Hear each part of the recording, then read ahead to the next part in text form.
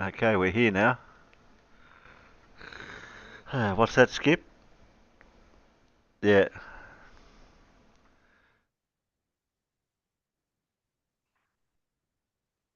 he has a gun, 12 rounds, three of which using. That's very severe.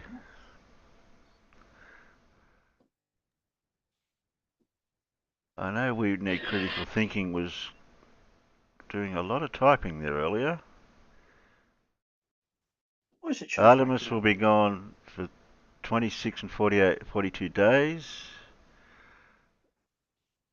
It will take 1 to 2 weeks to get to the moon, where Orion will swoop down close to the lunar surface and use the gravitational kick it receives to enter a so-called distant retrograde orbit.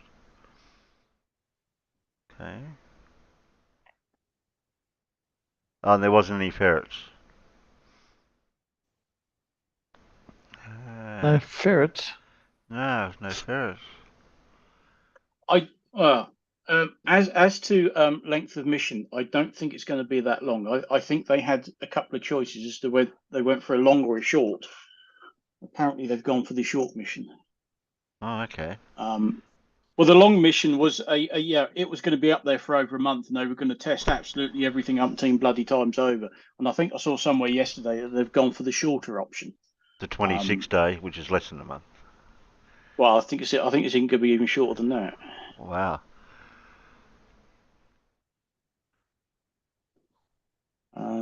Well, it takes two Where did weeks I to get see? there. Well, that's the thing. It won't.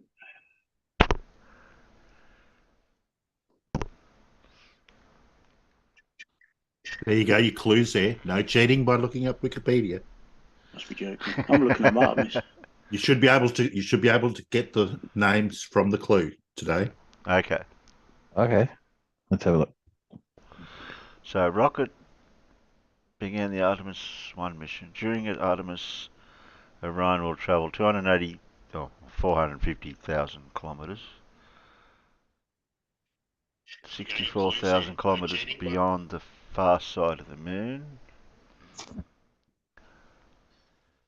Right. So obviously his middle name is James. Les Slow. I'm guessing his FX. first name is Leo. Leo. With a James. leonine first name. And a middle Leonard. name fit for a British agent. So it'd be You could James. drink. You Mm. could drink. You're pretty good. Pretty good so far. But I'm not sure what the surname Leo is. James. What drink? What can you drink? Starts with R. What's in every rum? It wasn't only Not, three letters. not There's five. Ramovsky, no. No. Oh yeah, that's why there's never any rum, because you're drunk. Yeah.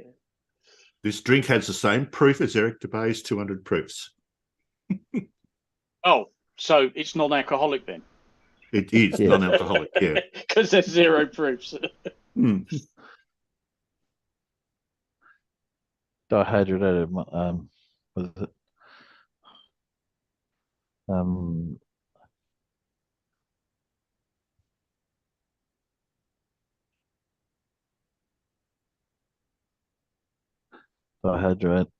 dihydrogenated monoxide. That's the one. Um,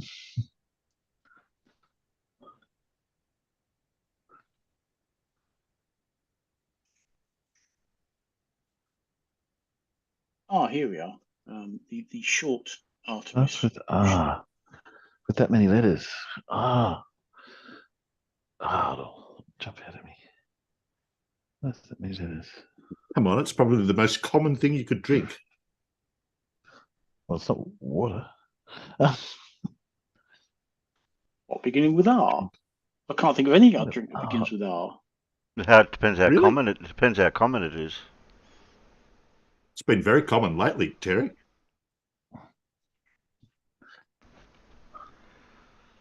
Don't drink raspberry. Well, I don't. Well, raspberry's not a drink. Raspberry? No. That's a very.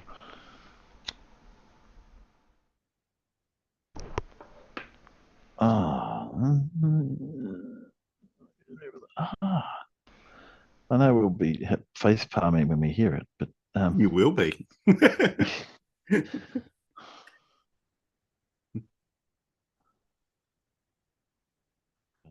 most common drink starts with R. That's obviously it's not. We get a lot of it in the La Nina event here. Oh, okay. Rainwater. Yeah, that's what I was going to say. Yeah, but we don't usually drink rainwater.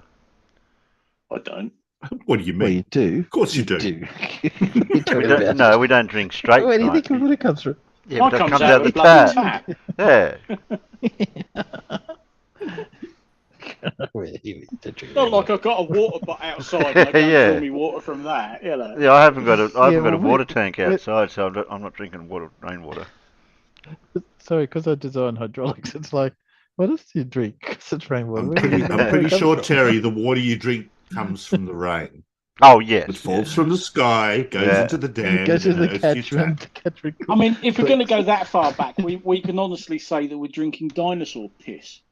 Yeah. Yeah. And Yeah, but of course and we probably ain't. from the same dinosaur too. Who knows? Yes, he used Leo James rainwater. What a moniker. Hmm. Ah, here we go. Right, it's 10 days to the moon. Then I think they're spending about a week around the moon, from the looks of it. Then it's coming back. Okay. But I think it's taking 10 days because they're playing silly buggers.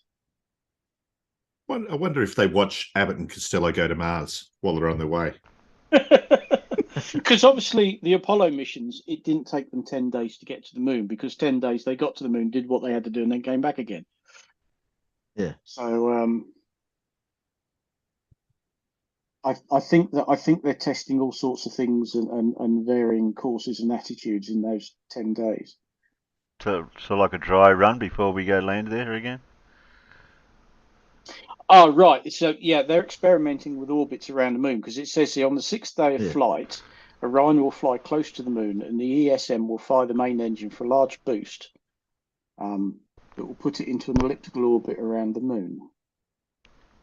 Yeah, I thought it went around the moon about 3 times, but maybe I'm just misunderstanding the Oh, right. 2 more engine fires are planned for flight day 7 and 9 to keep Orion on course. And then on the 10th day of flight, the European service module will fire its engines to put Orion into a lunar orbit by braking it somewhat. So Yeah. they're going to be in orbit around the moon, but they're not going to be in the typical, a mission to the moon orbit. They're putting it into an elliptical orbit first and sort of playing about with that, and then putting it into a lunar, what we would call a lunar orbit. And then it's going to spend a week in orbit, so we hopefully expect lots and lots of brilliant photos from that. I hope to see some shadows on the moon type thing. See them from Earth. And then on flight day 16, the ESM will initiate the distant retrograde orbit departure, kicking off a slingshot sequence of orbital mechanics to use the moon's gravitational pull again and set Orion on the trip back home. So I wonder what sort of things we don't know about the moon that we can gather if we go back. Well, we don't know where the projection comes from. That's right, because it's a hologram, isn't it? Oh, That's Yeah, if it we was can projected. land on it because it's plasma. well, yeah, Oh, and that's true. It's a hologram and it's plasma, but not plasma as the rest of the world understands it, but plasma as Flatzoid understands it. And I want them to bring back a bit of water cheese with a plate in it. I want them to verify what type of cheese it is. I think it's Oh, Gouda. yes, because Wallace and Gromit were inconclusive. Well, Yeah, they ate all their they'll be samples, didn't inconclusive. they? I don't think they brought any. I think so. Yeah, that's in a later. No, they brought stuff back. They in a later. They ran out of cheese. Well, according to Flatzoid, then, if it's a plasma, the moon must be in a container, right? Yeah. You'd have thought so, yeah.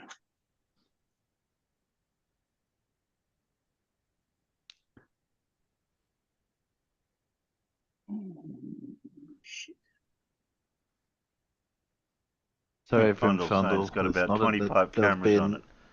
Exactly what never Buddy's enough wanted. cameras to keep. never enough cameras to keep the floaties happy. Yeah, Sorry. that's what I was Yeah. reading. Yeah, and they were already arguing about it as it bloody launched this morning. Were they Yeah. really? Oh, If you'd gone over to Gem server, they're already arguing that it's all fake and CGI and blah blah blah, and arguing about how much of their money NASA spends on all of this trickery and blah blah blah blah blah. Yeah, yeah. As I said, I think there's a guy on Toon's channel at the start before he did his first one this morning, before this I was, and he was spouting all sorts of rubbish, and it was sort of like, oh yeah, you want this, and this.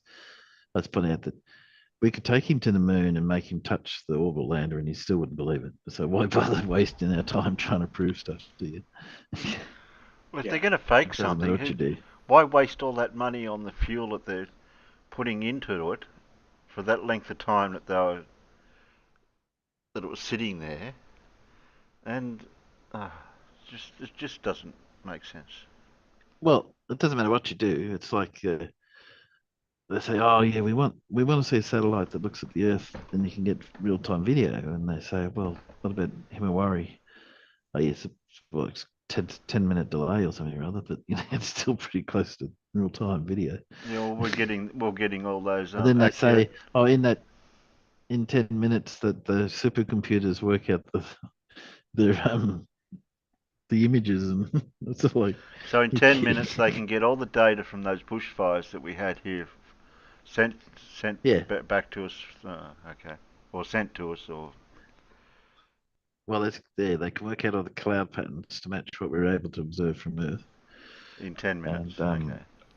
in 10 minutes, and make up the cloud patterns over the oceans, because obviously there's Yeah, no. all that smoke that was And billowing that's all from the done from the fires. very sparse number, and that's all calculated from the very sparse amount of information that comes from the weather balloons. Oh, there you go. That's why they reject it, because it's a calculation. Yeah, Oh yeah, that's yeah. right. But it's Yeah. like it's all photoshopped, and it's like, yeah, photoshopped. How do you think they get the photos wrong? Oh no, that doesn't count. They have to have a photo to shop I it. mean, I wasn't aware that as soon as you multiply two numbers together, those numbers become invalid. I mean, you can't use them for anything, but No. you collect the only if primary data. You collect the primary data, which is the measurements you make, but you can't do anything with it, because as soon as you make a calculation, according to them, that's a no-no. You can't trust it then if you make a calculation with those numbers. that Yeah, was but on Team and One. adding's not a calculation. I'm sorry. Yeah, adding's not adding is not calculating. Adding is not math, apparently.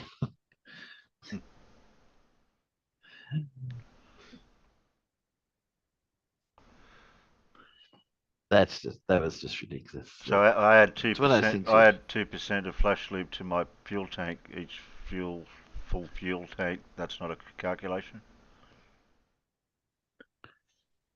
We see when 3DP, that stands for demented parrot. Yeah. He when he goes to buy meat from the supermarket, he has to find one that's only 500 grams, because on the packet it says cooked for 45 minutes per 500 grams. So anything other than 500 grams is stuffed, because Yeah, you would that be. would be a calculation. Yeah. That would be a calculation, and you can't do it. Yep.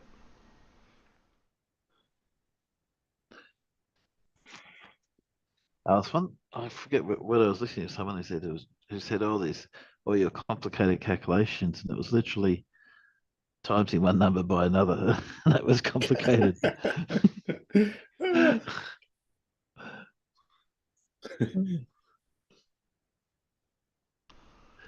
Yeah.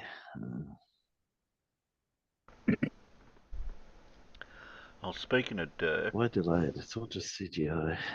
Well, yeah. Well, that's the thing, Fred. Not they say, oh no, they calculate it. It's all like, but then why say you've got a 10-minute delay? Just say it's real time. No one will know.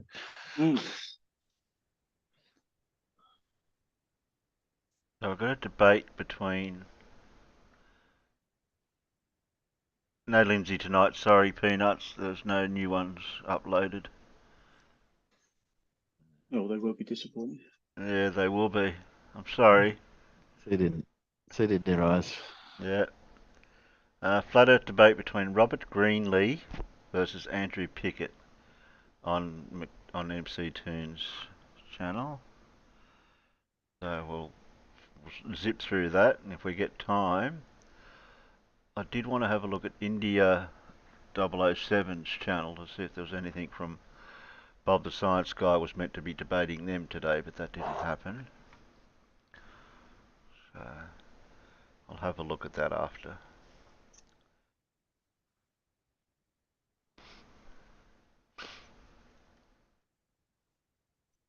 Share that. Make sure I've got sound for the peanuts.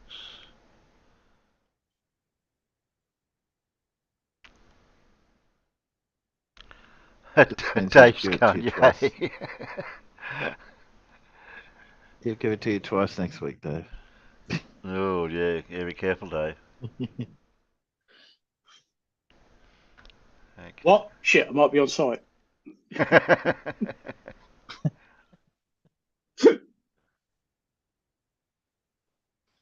Okay. Toon, and it's Toons Day night, and we've got a debate tonight. It's a debate between, not me, between Robert Greenlee and Andrew Pickett. Now, both of them have been on this on my show before, so here we are. Welcome, guys. How are you?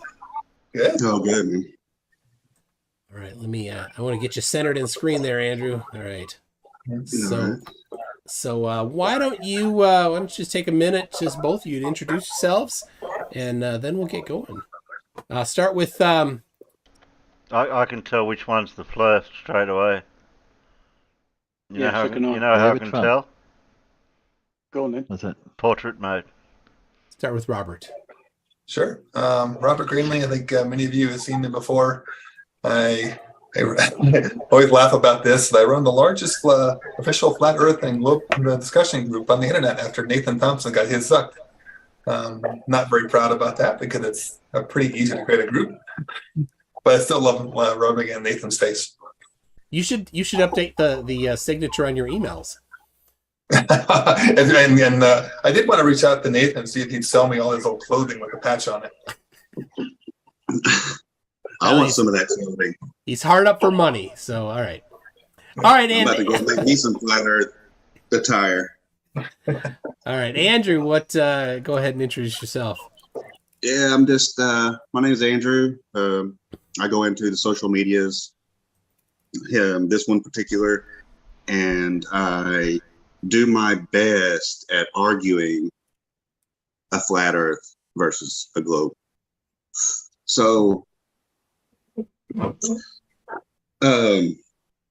my argument for the globe is one of the biggest arguments I have, and it's not a question that's ever been answered. I don't care how many times people think that they have answered it, and it has to do with our temperature of space. Now, it's said to be 455 degrees negative Fahrenheit. Now, there's a thing with hydrogen. Well, it's in Fahrenheit for a start, so that that's not yeah, exactly. No one in science quotes temperatures in Fahrenheit, for fuck's sake. You use degrees Kelvin. Yes. Or Kelvin, not degrees Kelvin, just Kelvin. Kelvin, yeah. Kelvin, yeah. That's it. Yeah. I was about to I was hovering the pause button then for that one. Yeah, well, keep your finger there because it's a shitload more. Is he meant to be the globey or the flat earthy? Oh, the one on the right? Yeah. He's the flatty. He's the flirt. So I was correct in the landscape portrait mode. Yeah. Portrait mode, yeah. Yeah. I thought I was mistaken for a minute. And helium. No. And that's the number one molecule in space. And apparently the boiling point temperature is negative 452 degrees, which is just a few degrees under. Well, you didn't want to correct him about the helium in space? Well, it is, but there's not like there's a lot of it per square meter, a cubic meter. Okay. And hydrogen freezes at negative 432 degrees. So there's like this fine line that these molecules have to be within where they're not boiling and they're not freezing. And the temperature of space is 455 degrees, which is just 3 degrees over. So anything under 455 degrees, you're either going to have boiling hydrogen molecules or you're going to have freezing hydrogen molecules. All right. So at that point, I think we need to pause. Yeah. He's got a lot of things confused there when he says temperature of space. Mm-hmm. What the fuck does he mean by temperature of space? To have temperature, which is the average kinetic energy of vibrating molecules, you need to actually have molecules, right? So that means whenever we measure a temperature, we're measuring the temperature of something, not space. We're measuring the temperature of an object or a particle or a molecule or an atom or something. That's the only thing you can measure temperature of. So saying the temperature of space is pretty misleading, really. Yeah. And then the temperature, the boiling point and freezing point, of course, depends on what pressure the thing is under. Because hasn't he ever heard of something called a fucking phase diagram? No. Is that the same pressure you're talking about, like at altitudes when boiling point of water boils at a different? Yeah. I mean, the boiling point of water varies considerably depending on what pressure you put the water under. Yeah, boils quite handily at room temperature if you drop pressure down to a near vacuum. Yeah. Welcome, Blake. As Paul says, it's called a phase diagram. Yeah. Just got to do how many particles there are together, isn't it? So there's no two particles are close enough to rub together. They're going to get a lot of temperature difference. So what he says, I know what confuses him. He's heard that before. The temperature of deep space is 2 degrees, whatever. 2.0. Okay. Well, it isn't the space. That's not. The space doesn't have any temperature. Yeah. Exactly. When they say 2.7 degrees Kelvin for the temperature of the cosmic microwave background, that's what they mean. They mean the temperature of the actual cosmic microwave background. Not the space it's traveling through. Right.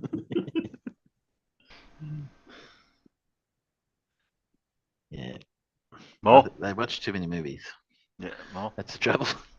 More dirt.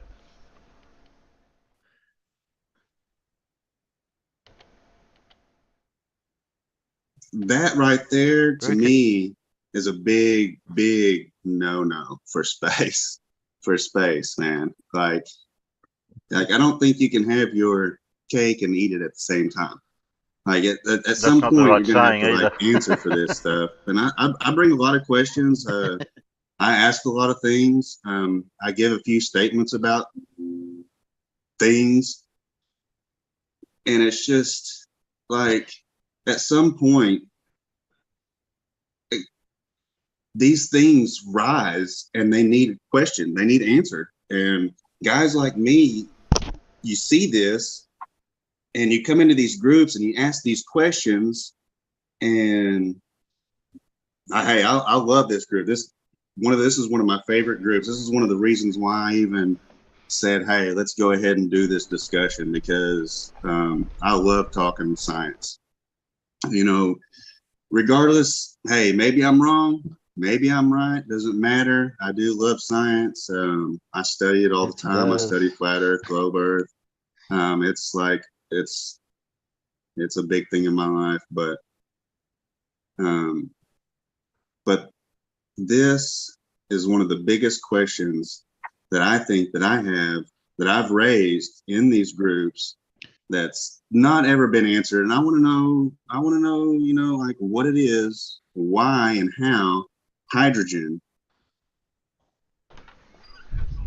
and how it can boil at 452 degrees, but the temperature of space is 455 degrees negative Fahrenheit.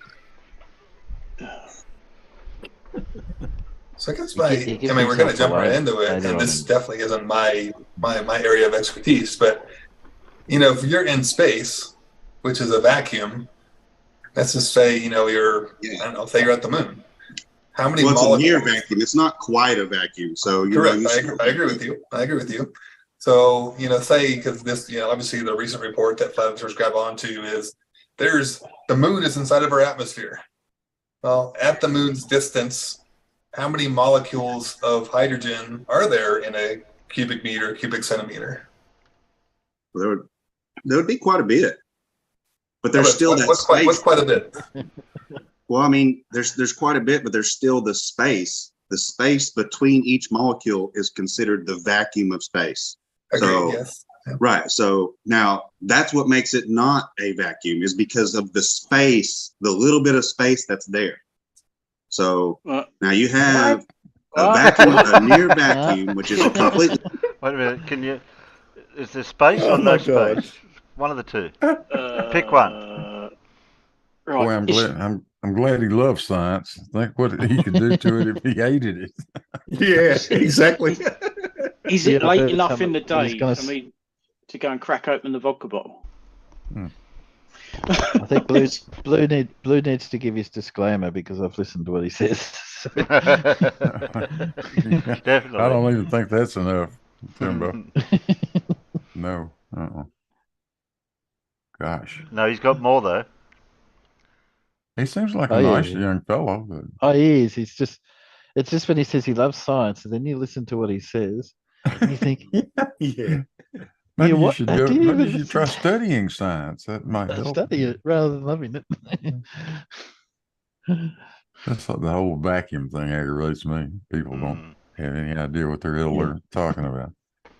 That's a man-made construct. Let's think about pressure. The hell with vacuum. It's just a really little pressure. Yeah. A vacuum. The moon is supposed to be supposedly within the atmosphere. So how far out does this atmosphere extend? Because, well, apparently for the Blue Origin, space is 62 miles up. So anywhere from 62 miles to 29,000. I can't wrap my head around these imperial measurements. That's confusing me.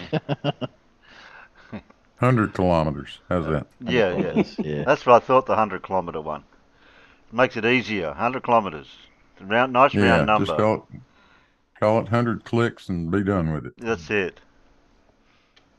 Whatever it is, the distance from the Earth to the moon. I mean, like you got your troposphere, you got your mesosphere, you got your thermosphere, you got your exosphere. The exosphere is said to be 7,000 miles wide. Now that's radiation. That's a radiation layer that separates Earth's atmosphere from outer space. Now that's what it's been said. Now, all of the sudden, for some, I thought it was the magnetic field that helped with that. No, I mean, it's wrong for a start saying it's radiation. I mean, there are ionized particles there, all right? There are cosmic, cosmic particles that interact with the few molecules that there are there, and that produces radiation. But to say that the exosphere is just radiation is plain wrong. And doesn't our magnetic field also help with some protection? No, magnetic field doesn't help with radiation. Okay. What the magnetic field does is channel charged particles. That's why we get the auroras. Yeah. For some reason, you got space at 62 miles up. And now, you that understand that different countries basically set the boundary of space. It's not like here's a wall or here's a dome. Right. Yeah, there's not like as if there's a little sign, like a stop sign or a no through road thing exactly at 100 kilometers. It's just a general area. Is that about right to say? Yeah. I was talking about the Kármán line. It's an arbitrary number, basically. Yeah. It's not in the air in space. It's an arbitrary value in different countries. Basically, say different things. I understand that 100%. But still, also at the same time, that arbitrary value has been the exosphere, which is 7,000 miles wide. Says who? You can pull it up anywhere. I've had plenty of footnotes all over my phone that show that.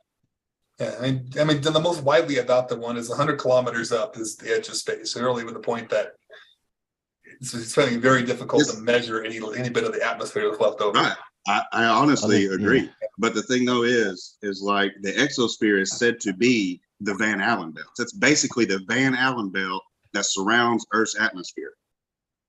So when Buzz Aldrin and Neil Armstrong traveled to the moon, now they asked them questions.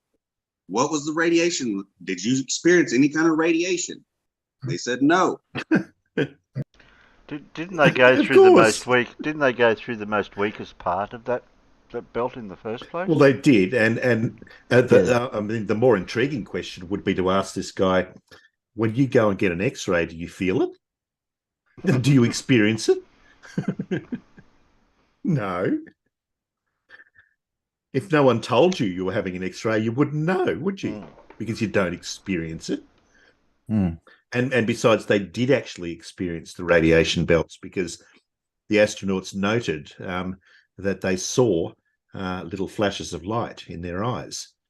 And this is a direct result of the interaction of radiation with the retina in their eyes. So they did, in fact, experience the radiation in some minor way.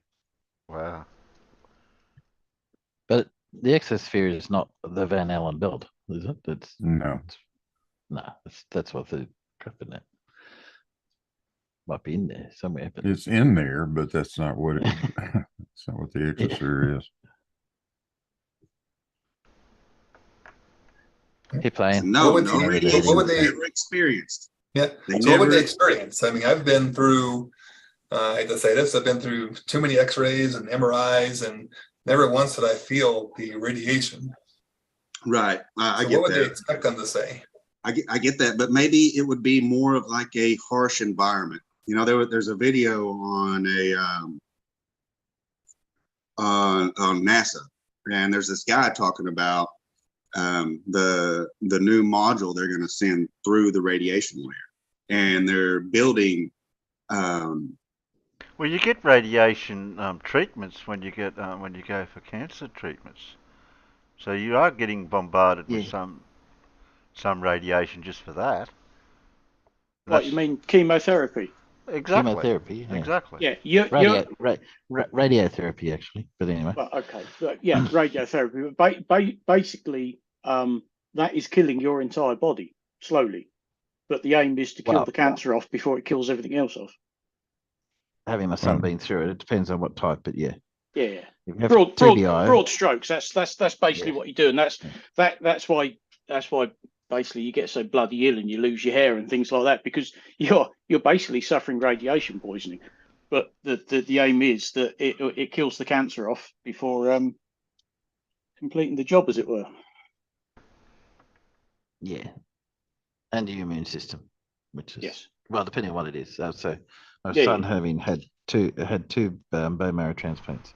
So he had both times a TBI to total body irradiation to kill off hopefully the cancers, and it also kills off all the immune system and fast growing cells. So, and that way, hopefully in his case it was cord blood, but people would use bone marrow would then take over when it was introduced over your normal one. But yeah.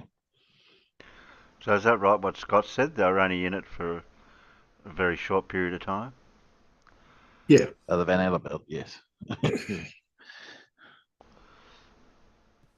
Shielding for this module to make it through this intense radiation layer. So you got at the same time, you got in 2000 when they're talking about this, and then the 1970s, people were asking Neil Armstrong, well, what was the radiation like, and what was the experience like. And then you got in 2000 where NASA's stating that they are building shielding. Why would you build shielding if you're not? What would you plan to experience within the radiation layer if you're going to put shielding on, or if you're not going to use shielding? What's the purpose of shielding? Is the shielding for the people or for the equipment and the computers? I imagine it'd be for everything. Yeah. Well, more specifically, what he was talking about is for the computers themselves, because the computers in the 1970s were these huge transistors and vacuum tubes. I mean, literally a transistor, basically like that big. Yeah. Well, nowadays the equivalent in our microprocessors are down to the nanometers. So the computers today are much more susceptible to the radiation than the solid state of the old computers back in the day. So that's what they're worried most about is, if your flight computer you're going along to the nanobelts and it gets hit by a little bit of radiation or maybe a sunspot and it just blows out the memory in that part of the computer, your computer just went offline during a critical phase of flight. So they're not as worried for the human because. And that brings it back to the lost technology that flat earthers keep bringing up, to do with the old technology that we used to have as well. It's not lost. It's not lost. They don't have it. Yeah. They don't have it. It's not like it's hidden under the couch or something. It was all used. Well, it's like we've lost the technology to build Model T Fords, right? Yeah, exactly. Who'd put up a new car plant and build a new Model T? Yeah, that's exactly right. That technology was lost in the same sense that we lost the technology to build an Atari. Yeah, because they're all buried under the desert. Well, they pulled most of them back up. Anyway. The radiation itself is equivalent to a couple of X-rays as long as they plant it the right path. But that radiation can drop the computers offline. And if you look at, it's kind of funny because you look at some of the computers on the ISS and you're like, holy crap, they're still running Windows XP. And these laptops are 20 years old. And that's because those machines were certified back then. Okay. And then it takes a lot of work to certify and harden new modern computers. So a lot of the equipment on board the ISS is really old stuff compared to what we have because it takes that long to certify it for the environment of space. Okay, well, you make a good point there, but also at the same time, what kind of shielding did they use to travel through the Van Allen belt in the 70s if they're working on shielding in 2000s to make it through the Van Allen belt?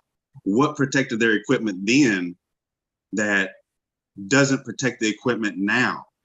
Again, the key point is that the computers back then weren't as susceptible to the radiation as the computers today. So they didn't require as much shielding. How is that? I just explained it a minute ago. You're going from, microprocessors that you could actually measure and see with your eyeball to ones that are now in the nanometer.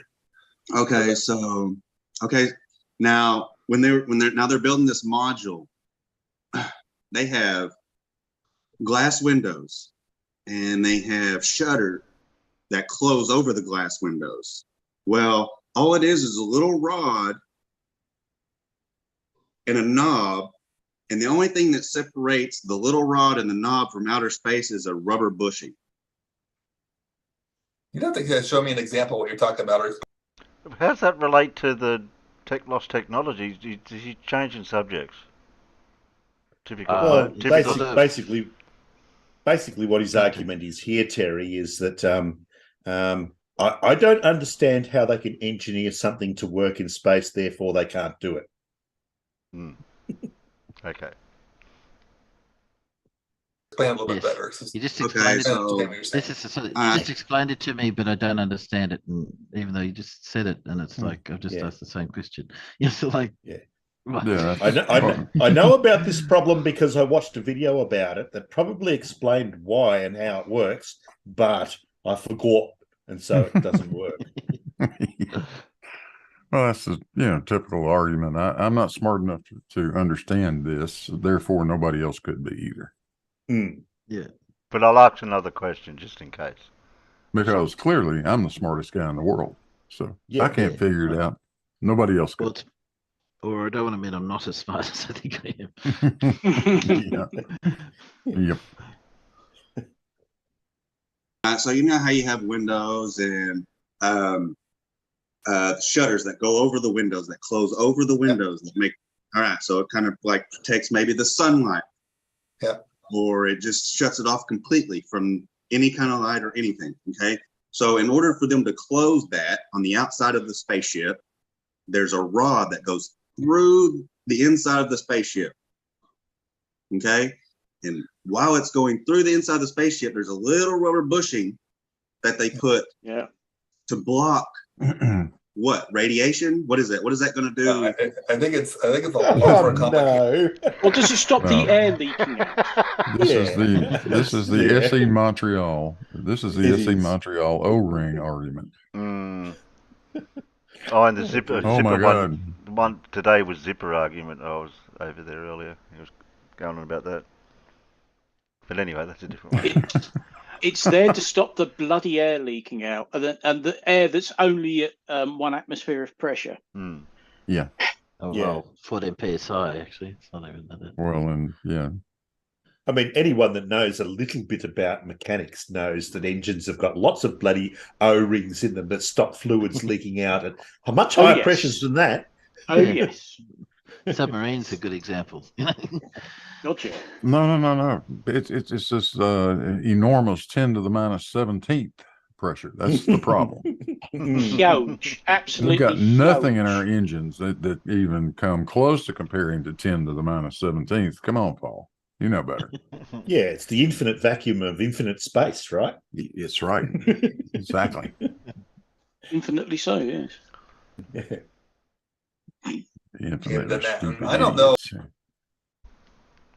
And Mike, I mean, everyone knows that. Everyone knows that if you make space bigger, it sucks harder. Has to. Does it? Ooh, I'm going to space.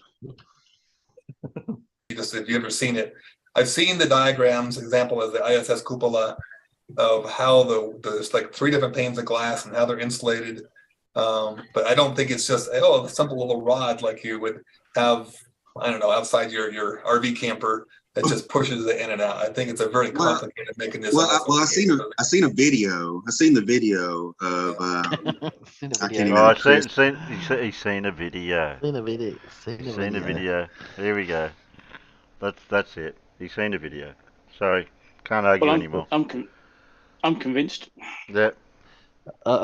Let's say odds that the video was not a NASA video explaining how it worked. Yeah. But somebody else or a technical explanation, the drawing and design of the component. Yeah.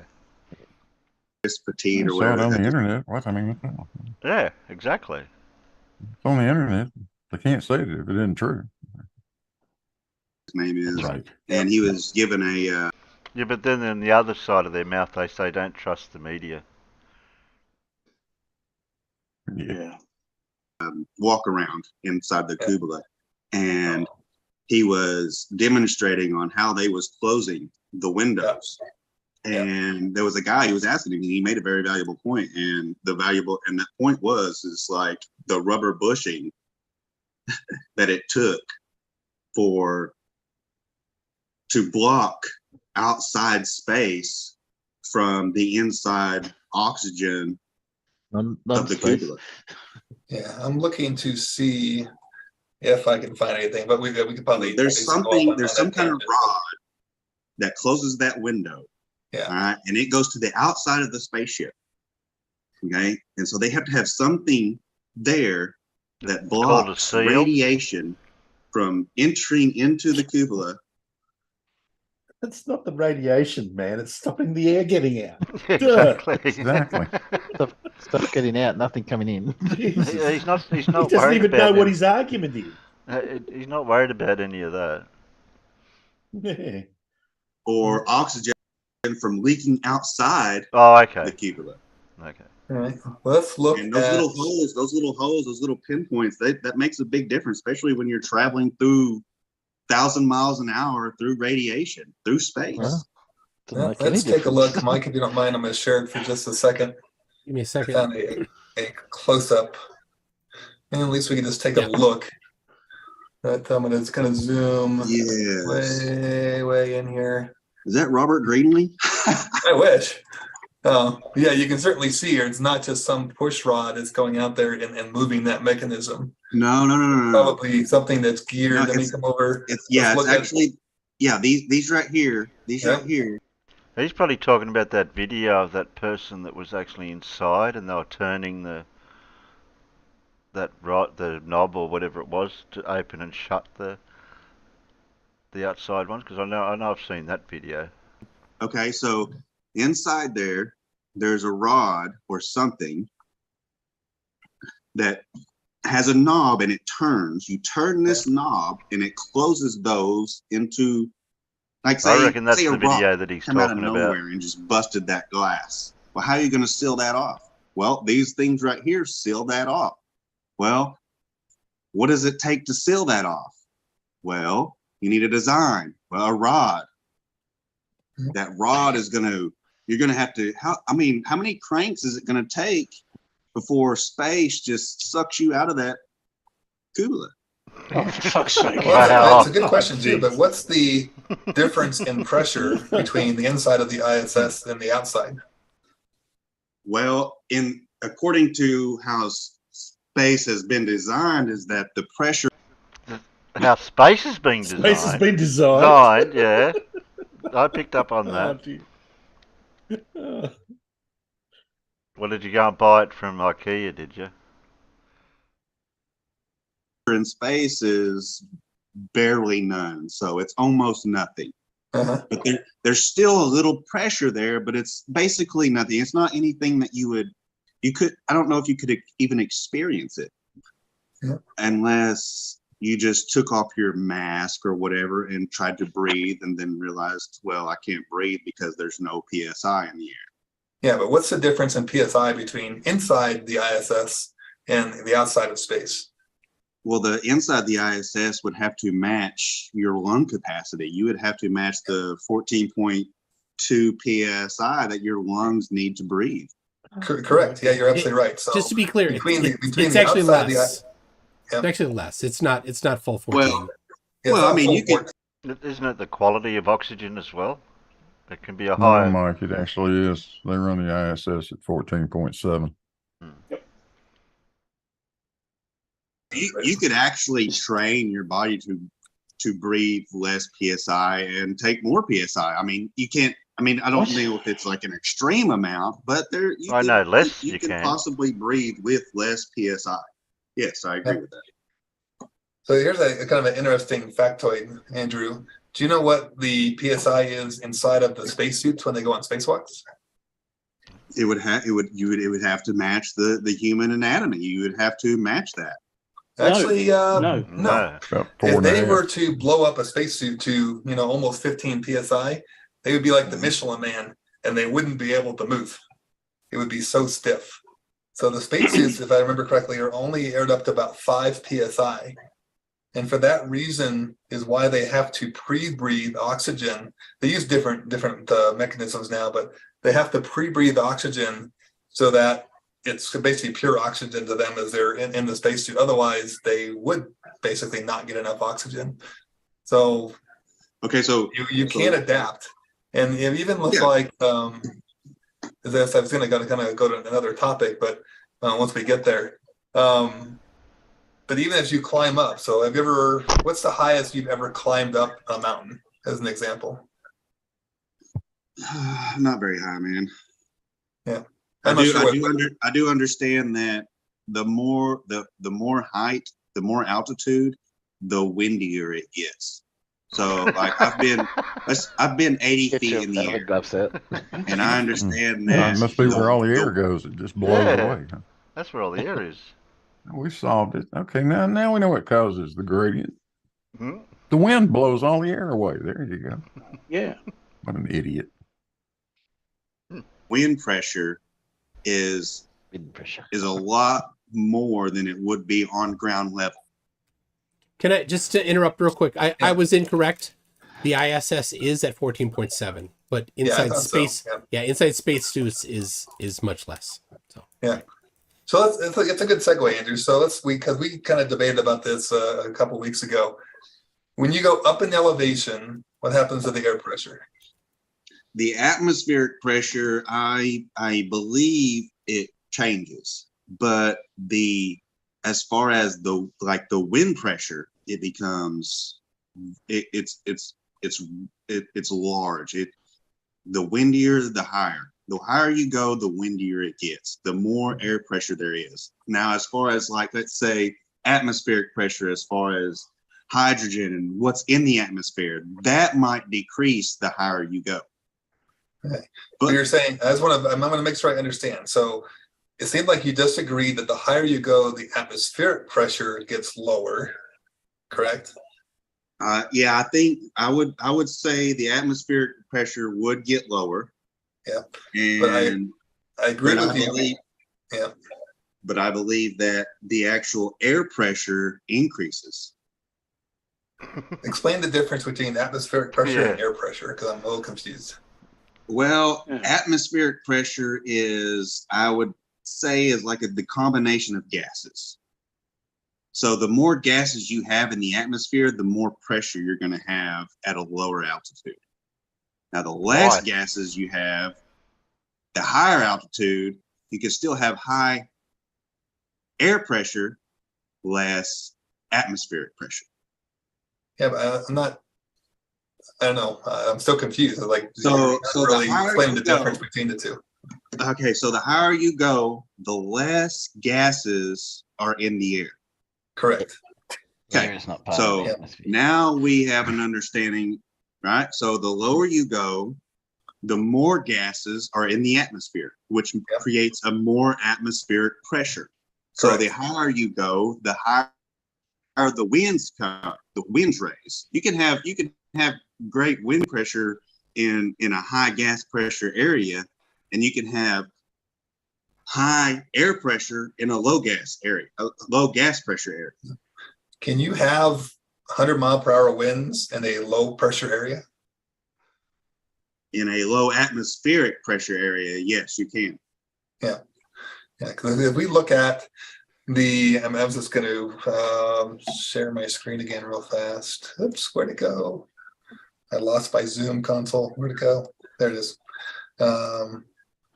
This is just a basic engineering chart showing air pressure. But if we start out, basic sea level, we got that 14.7 psi. And if we start climbing up, for example, if you're climbing a 14,000-foot mountain, it's only now 8.29 psi. Yeah, so what you're measuring there, I believe, is more like on a oxygen, carbon, all gases are on that level. So you're going to have a mixture of that. So the higher you go, you're going to have less gases. Got it. Because less, I guess you can say less molecules per cubic, whatever you want to call it. There's less molecules of air per cubic meter the higher you go. Yes, that's exactly right. That's exactly how I see it. Yeah. Now, go ahead. But that also goes. But the way I see that is because of a container. So inside of a container, you're going to have your solid gas. Say I fill a jug of gas up. I got my solid gas at the bottom. I'm going to have my gas molecules at the top of that. Now it's all gas molecules, but one is a solid, one is a gas. So, but you know what I mean. Okay, so we got the solid gas and we got the atmospheric solid gas. Liquid gas. Okay, liquid gas. Now what I have in that container is my solid gas, and it's at the bottom of the container. Oh my god. My gaseous gas at the top. See that layers gaseous gas. And the higher it goes, it does this even within the atmosphere. Even I'm not inside going of to a pause container, it. it does this. At what altitude do we have a solid gas in our atmosphere? Can I put I don't question think some that new you really arguments, can please? have a solid, solid gas in the atmosphere. The higher you go, I think everything, all the liquid gas is on ground level.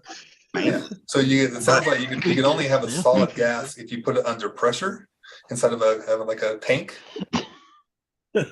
Well, I mean, yeah, it's definitely going to be under pressure for sure. It has to be. Yeah, but in our atmosphere, this is sticking to our atmosphere. You think there's a dome? We have this dome over our atmosphere holding it in. Wouldn't we have equal pressure from the ground all the way up to the dome? No, you're not going to have equal pressure. That's just like the solid gas inside the gas container. Yes, it's more pressure at the bottom of the gas container than there is at the top of the gas container. Okay, but you just said that there is no solid gas in the atmosphere. So right. It's just atmosphere. So help me understand. You're thinking of why do we have a pressure gradient that goes from 14.7 at the sea level, and as you go up, it basically keeps going down until you get close to vacuum.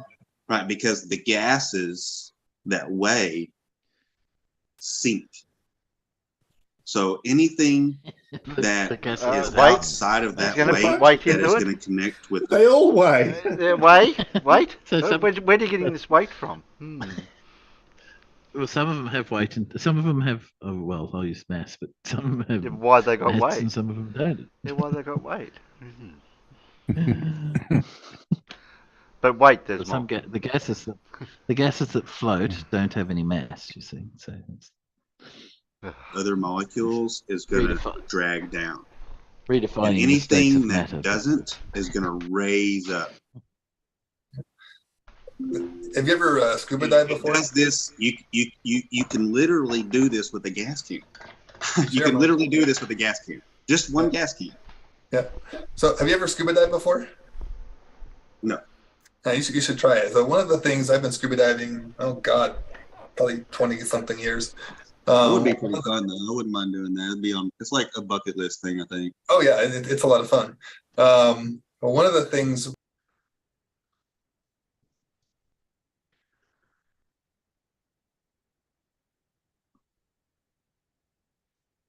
when you scuba dive is every 33 feet you go down is another atmosphere of pressure. So say it's 14.7 psi at the surface of the water, you go down 33 feet, now it's 30 psi, you go down another 30 feet, now it's 45 psi. Exactly. So the water is all intermixing. It's not like. So he hasn't scuba dived, hasn't gone up mountains, but he has watched YouTube videos, so he has got some knowledge from somewhere. What more do you need?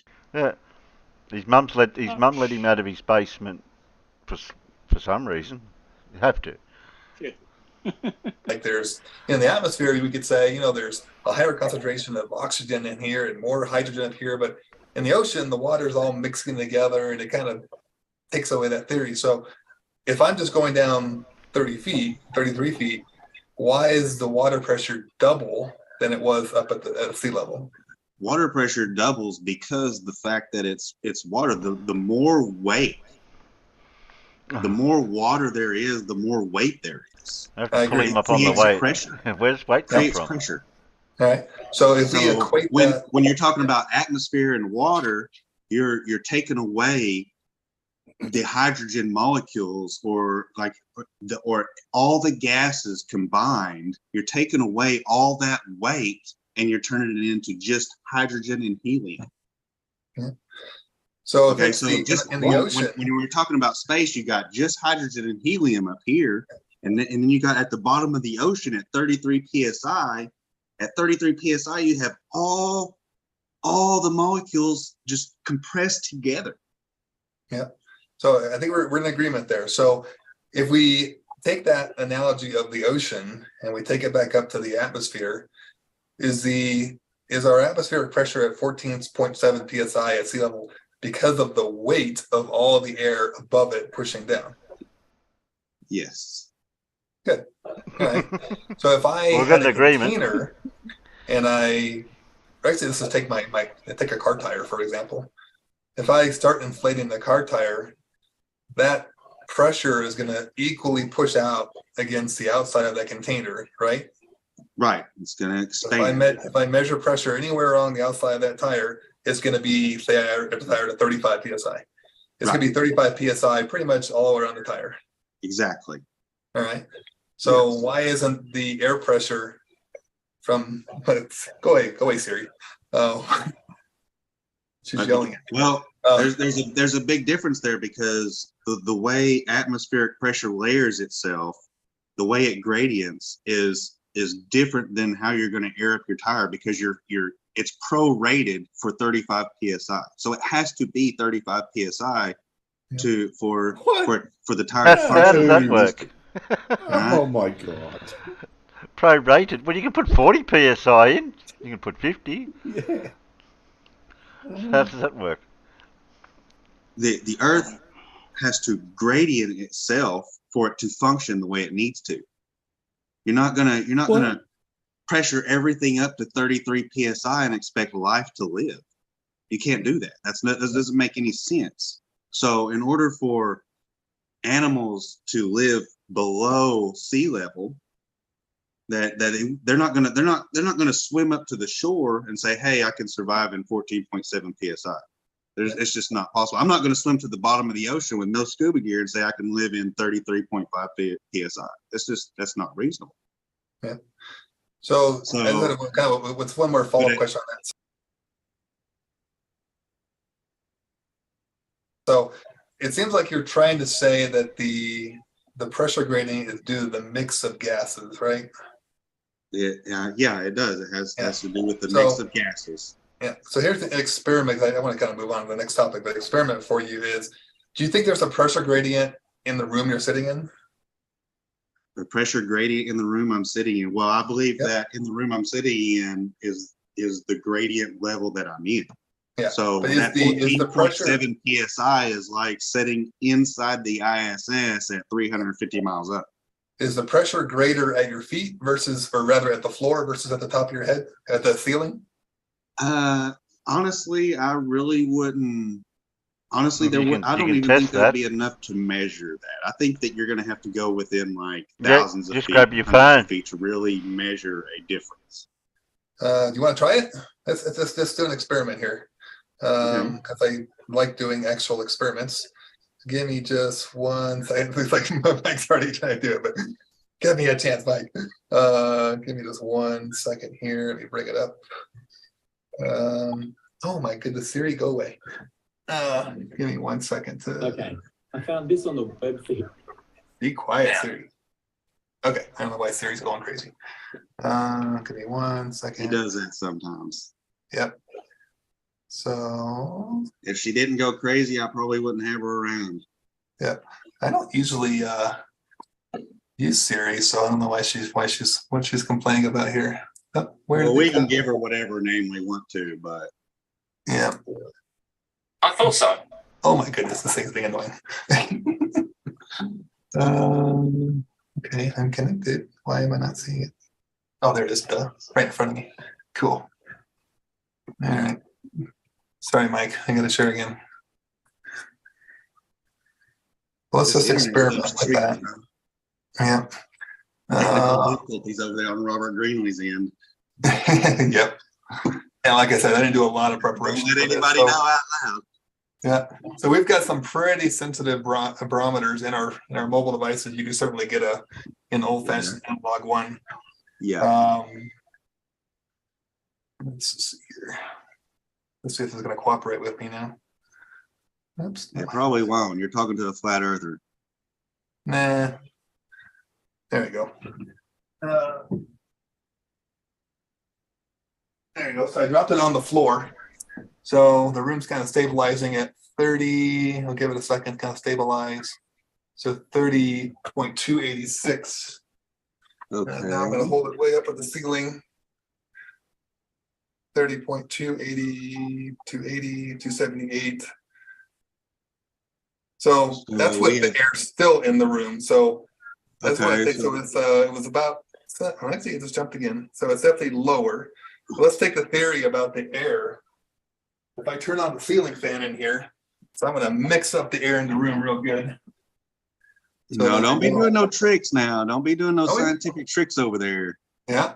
So now I got the fan is cranking behind me, so the air is all mixing up in the room. Let's do it again. Stop it. So if you want, I can take my word for it. I can turn the camera blower off so you can see the fan. But no, it's all right. Go ahead. Yep, 3286. Yeah, let's do the same thing. Yeah, so the same thing's happening. It's going out again. So the air is all mixed up in the room. Yeah. Yet I still have my pressure gradient that's measurable within the room. Yeah. It didn't change much there. No. So it's not a lot because we're 8 feet from the floor to the ceiling, but you can actually measure that pressure gradient even within a room. Yeah, but it's not much at all. Oh, you wouldn't expect it to be much. It's only 8 feet. That's what I'm saying. That's what I'm saying. You would have to be within hundreds or thousands of feet to really notice something. You're right, but you're ignoring the point of even within a room where we're purposely mixing up the air, because your premise is that you've got higher concentration of air down here versus this stuff up here. But yet we just showed an experiment where a mix. What's that, Timbo? Oh, it's just the usual fluff crap, He just showed you a little bit of change in only 8 feet. And he said, oh, no, you got to go hundreds of feet. It's just that sort of logic. It's like, if you go 16, it's going to be double. You go 32, it's going to be 4 times. Well, I'm glad we can measure 8 feet. But thank goodness. 8 feet above the runway is a hell of a lot different than 8 feet below it. Yeah. And you wouldn't want to be below the runway when you land. And I don't want to go below the runway. No. Not even momentarily. That's not called a landing, is it? No. No. I desperately try to not be the first one at the scene of the crash. Yeah. You try to avoid subterranean flight. I'm sorry. And I think he missed the point altogether when he put the fan on, because he was saying about the wind affecting the pressure. Yeah. He missed that. Yeah, that went completely over his head. Yeah. Room with a high-speed fan, so that there is no layers of high hydrogen versus oxygen, but yet I still have a pressure gradient. Yeah, of course you're going to have a pressure gradient. Yeah, but it's not because you said earlier, it's because of the different layers of gases. I just mixed up all the gases in the room, so that's not what caused the pressure gradient. But you're mixing up all the same gases that's in the room. You're not going up 1,000 feet into where there's no oxygen. Like go up where there's no oxygen, where there's no carbon. There's no air. There's no air. How do you get wind when there's no air? And there's also no pressure. Experiment.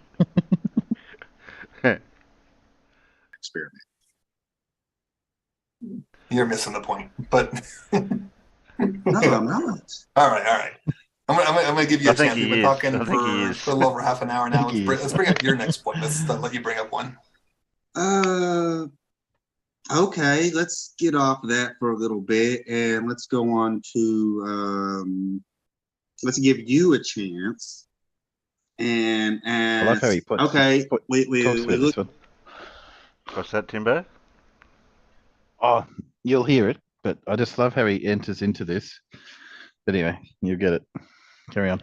Yeah, I want to do jumps in this, but it's too interesting. No, just do this one. Yeah, I don't know what happens later on, but I know what happens now. So just keep going. Okay. Look at the Gleason map, and we go to Google Maps. Okay, there was a guy that I was asking. We was talking earlier, and he just kind of put that on my mind. So now we're talking about differences in continental sizes on Earth. Okay, so now we got Australia, say for example. Oh, don't bring up Australia, how please. Different Australia looks on Google Maps, which is supposed to be a photograph from some satellite out there somewhere, and versus the Gleason projection. So why does Australia landmass different? Why is it a difference between the Gleason? Why is there a difference between the Gleason projection and the Google Maps projection of Earth? Well, first of all, so how do you get your Terry? So basically, my point is that if you listen to him, he thinks the Gleason map is the accurate map, and expects what's his name to explain why the Google Earth is wrong. Isn't? Wow. get your dimensions? How do you get your dimensions correct and your calculations are like, well, hey, I want to drive over to this town and it's so many miles away, but I'm going to look up Google Maps and Australia looks like this, but then I go over here to the Gleason map and Australia looks like this. And like, there's not any type of consistency in landmass and its circle. So how would you use that map to navigate from town to town? not on that map, It's you wouldn't. It goes into it, but it's like we know we can actually measure how far Australia is across, and we know that Gleason's doesn't show it. But that's not our fault. That's not our fault. Gleason's is right. That's apparently our fault that Gleason's is right. And it's like, no, Gleason shows it about 8,000 kilometers. Which is a projection of the globe anyway. It's just flattened out. Yeah, it's just Anyway, it's just conference. Yeah. I think, man, I can't believe you segued into this so well. Because I actually had kind of prepared to talk about this one. Well, first of all, if we look at Gleason's, I'm going to share my screen again. This one. You notice in the upper corner, it's longitude and time calculator. You see that landmass there? That's a pretty large landmass. That's not the question he's asking. We're going to find on. Answer the first question first. It says it's a longitude and time calculator. Why is it not a latitude calculator as well? Yeah. Why do they say only longitude and time versus longitude, latitude, and time? Yeah, why? Why? I mean, I don't really know. I guess because it's because it's a projection. You're calculating the time of the longitude or the time of the latitude that it takes from point A to point B. Yeah. So even in Gleason's patent, he said distances going the longitude distances going from the North Pole outwards are accurate, but he even said the longitudinal distances are inaccurate because as soon as you get south of the equator, basically right here, and now they start being stretched out because it's a projection. I've made that point on that projection that it's not 100% accurate. Yeah. And it isn't 100% accurate. It can't be 100% accurate. Yeah. Now, is it a little bit close? Maybe it's a little bit close. Why? But that doesn't. It's not. Got a calculator there to help you. You're not going to follow that map and be like, well, this is the point that I'm Oh, starting. that's a calculation. I forgot. Sorry. When I get there. Can't use calculation. So if we're looking at this, Australia is, let's call it 3 to 4 times wider than it is tall. Agree? Okay. All right. So let's bring up. I got to go back to find where my silly share went. There it is. I used one of my pilot apps to measure the distances from this is for flight, which I think I probably showed you. Yeah, see, that's the Australia continent on a on a Google map. That's the so what I did is I measured from the northernmost point of Australia to the southernmost point of the main part of Australia. I left out the little island there. And I measured again from east to west. So always forget about Gleason's again, it's about 3 to 4 times wider than this tall. But let's look at the actual distances. So this is measuring the actual flight distances between those locations. And I look at the nav log. So going north to south, it's 1,714 nautical miles. Going east to west, it's 2122 nautical miles. Whoa. So it's not 3 to 4 times wider than it is tall. This is the actual flight distances. If I got my little airplane and I flew these distances, these are the exact nautical mile distances from north to south, 1,700 nautical miles.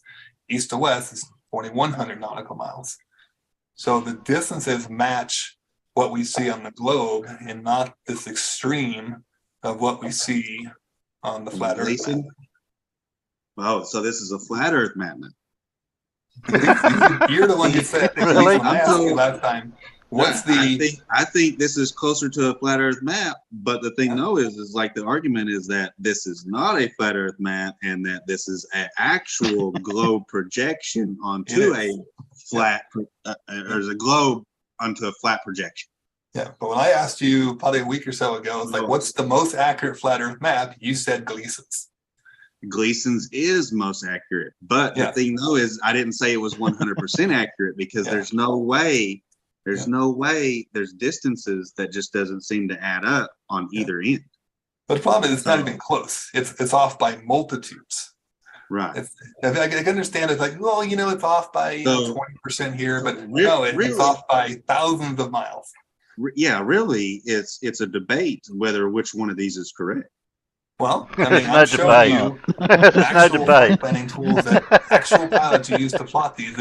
If I were to fly this flight on your flat Earth map, but I planned for 2,000 miles, but in reality, because they were flat, it was 6,000 miles. You know what? I'm going to run out of gas. I'm going to crash. Mm-hmm. Because I have to plan by what the tool tells me, and you got to plan for enough fuel for 2,000 miles. Yeah. If I follow your flat Earth map, I'm running out of gas and I'm crashing. Even you go, buddy. You can drive and figure out which one. But also, I think there's a few discrepancies here that's unanswered, and right now I haven't flown enough flights to really know. So, what's the discrepancy that you can point out? The discrepancy is what we've both pointed out is the two different sizes of the landmass, but it still doesn't make up for how far you're going to distance yourself on a globe versus how far you're going to distance yourself on the flat Earth. It's still neither one of these add up. Why doesn't the globe one add up? This is the actual flights. One of them does. I mean, I'll be a little sarcastic and say the reason why the globe doesn't add up is because it's a globe, but. But you can't. I just need to study that a little bit more. I need to get into a little bit more flight plans, and I need to study that a little bit more because it's been brought to my attention from a couple other guys. And I don't follow enough flights. I haven't done enough flights. I haven't been on enough flights, and maybe I do need to do that just to kind of up my game a little bit, but. Okay. I mean, this is kind of a fictional, if I were to happen to be there and I flew this flight, but let's go look at a actual real world flight. So this is QF-27. They kind of quit flying this during the pandemic, but they recently started back up again. This is the flight from Sydney, Australia to Santiago, Chile. As you can see here, they've been flying it every couple of days. It's not an everyday flight, but it's every couple of days they do this flight.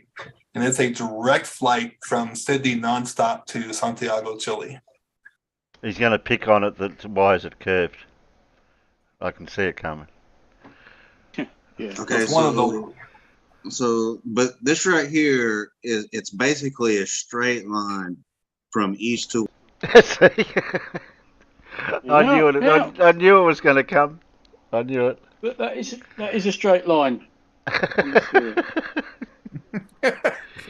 I was waiting. I predicted it. West on a globe. Correct. And I'll show you the visualization in a second here. But it's if we look at it, I hate these kind of maps. I hate them maps. Why? Give me just one second. Because it's a projection, just like his Gleason one. Actually, I'll just show you in real time. I need to bring this back up again here. So, but they don't actually fly in a straight line. Actually, they do. And I'll show you a visualization of it in just a second. So give me just a second here. One from. I'm drawing a blank here. What are you trying to do? I'm just trying to bring up the flight plan on what are you drinking on over there? Some fucking rum or what is that? That's Toonshine. That's my moonshine. Toonshine. There we go. I need some of that. It's the same. It's the same proof as Eric DeBay's 200 proofs. Yeah. All right. So here's the flight. 200 proofs in that one glass, huh? The same as Eric DeBay's 200 proofs. Yeah. So from actually I got it opposite, but anyways, from Sydney to Santiago, Chile on the globe. So you can essentially see it if I follow it along, I'm coming down close to the Antarctica, but it is a straight line on the globe. Oops, go away, Rob. So It's a how many straight miles? line on the globe. So how many miles is it from here to here? That is Santiago to 6,135 nautical miles. All right. So how many miles in that straight line would you have to see on the right hand side? Where's Australia? How far is that? Is your plane from Australia? I mean Antarctica. Let's look. You should be able to see it through the plane. I mean, on a plane, right? At 6 miles up. We'll measure it. It's not the easiest thing in the world to do. Let's say right along the flight path. God darn it, where is it? 700. And how much of Australia are you actually seeing through that whole flight?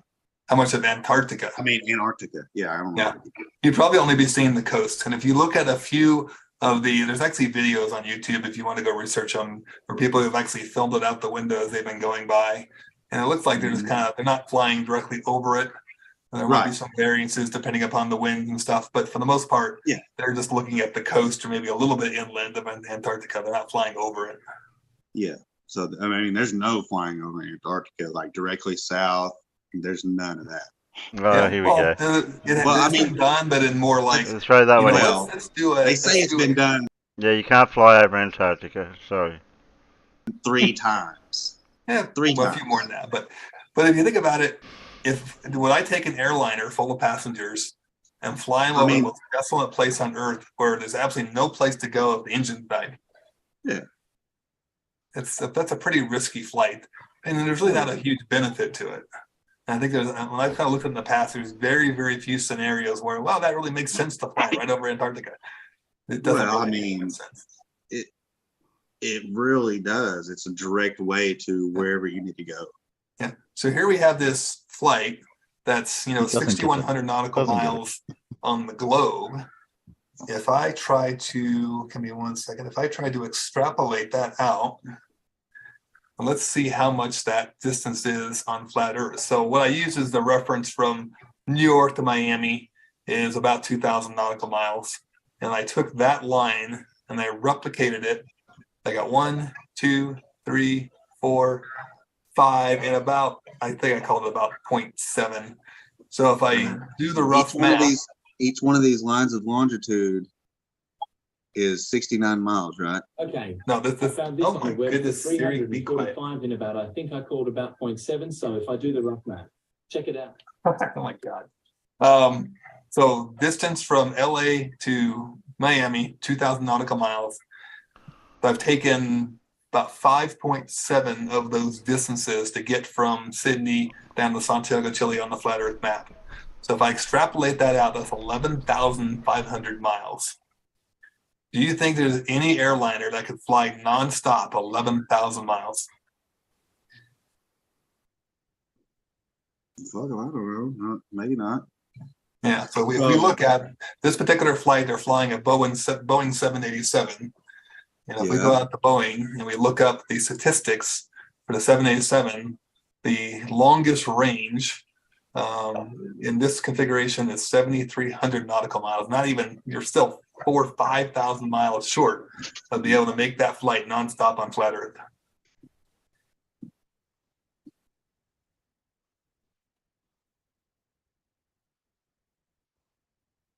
You get the feeling that he doesn't do his own research, like they say, do your own research, just watch YouTube videos.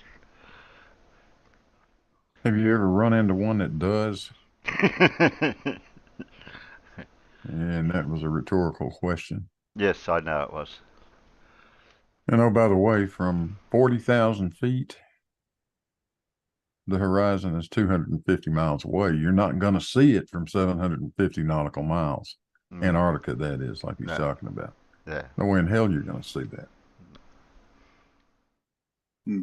So how is this flight happening if the Earth is flat? It's impossible. Not to mention they'd be flying over the United States. So instead of people seeing ice out the window, they're going to be, seeing LA and. So how far is it from? Texas. So they're not flying 11,000 miles straight. They're stopping in the U.S. But that's not. But they're not doing that. That flight is a non-stop flight. Okay, so it went from Sydney to Los Angeles, and then down there. But they went near Antarctica along the way, but it only flew. Yeah, okay. Okay, so It's happening 5-6 times a week. Thousands of people flying on that flight. You think they'd be like, "Whoa, what's going on here? I'm not actually flying on this flight, or I'm stopping in the U.S." and I've also stated that's a problem, but I also don't think that Australia is exactly where it needs to be either. I think it needs to be moved down here a little bit further. What? And I think it's a little bit further from. Did we move? We need to be able to move the country depending Asia. on which direction you're coming from to match the flights. Okay, who moved Australia? When did that happen?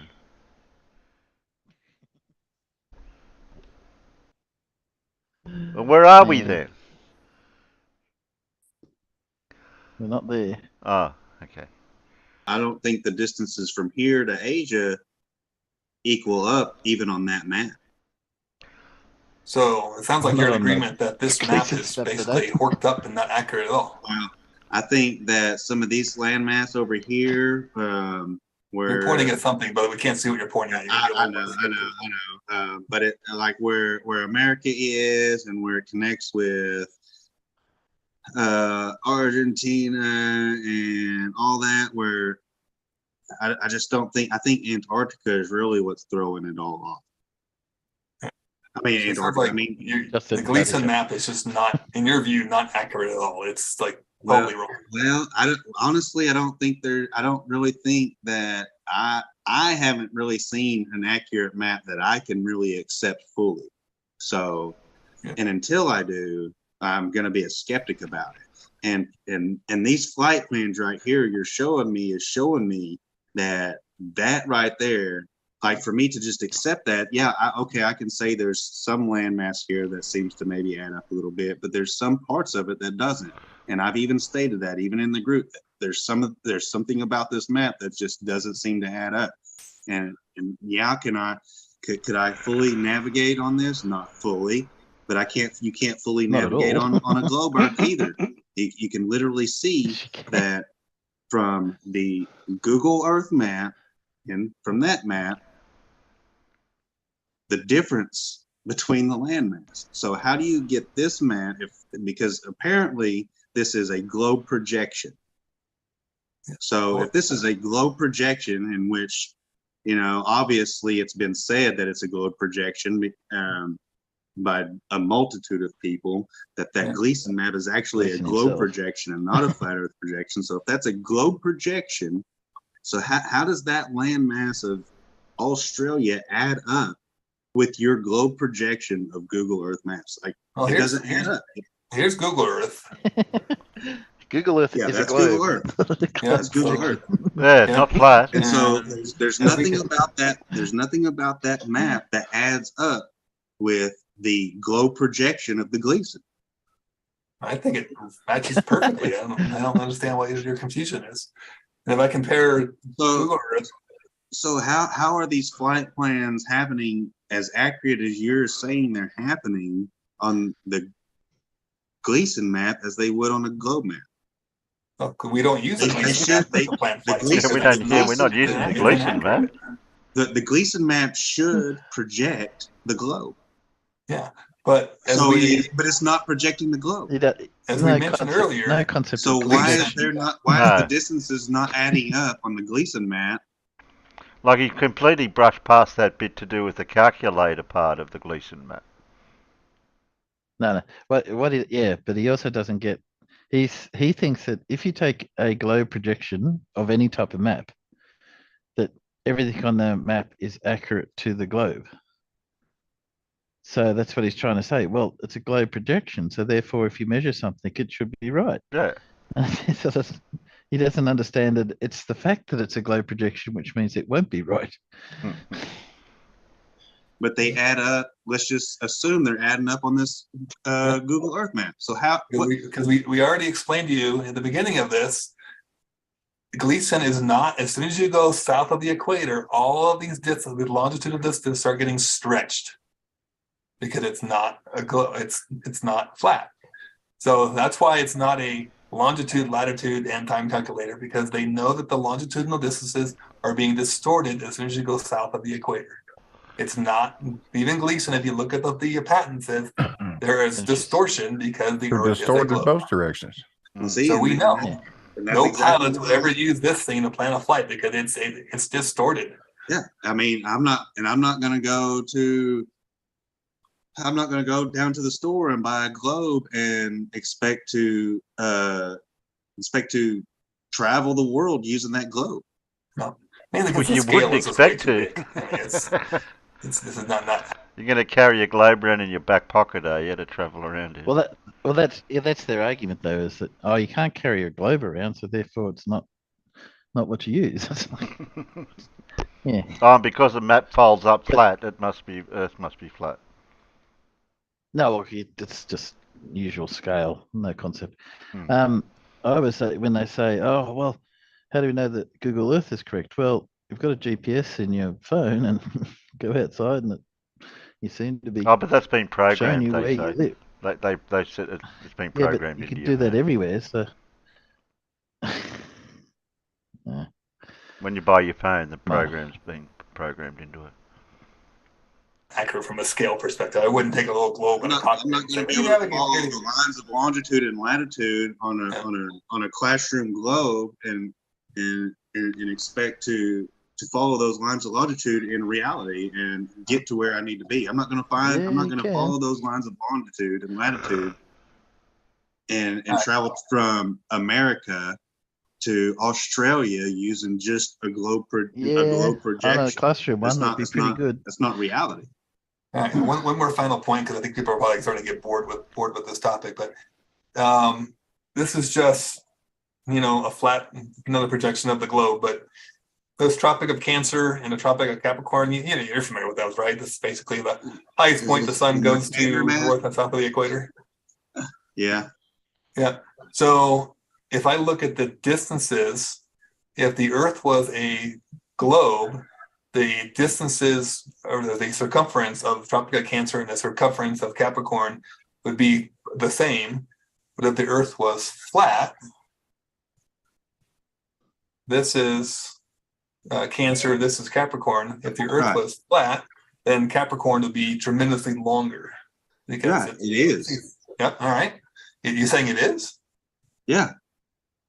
All right.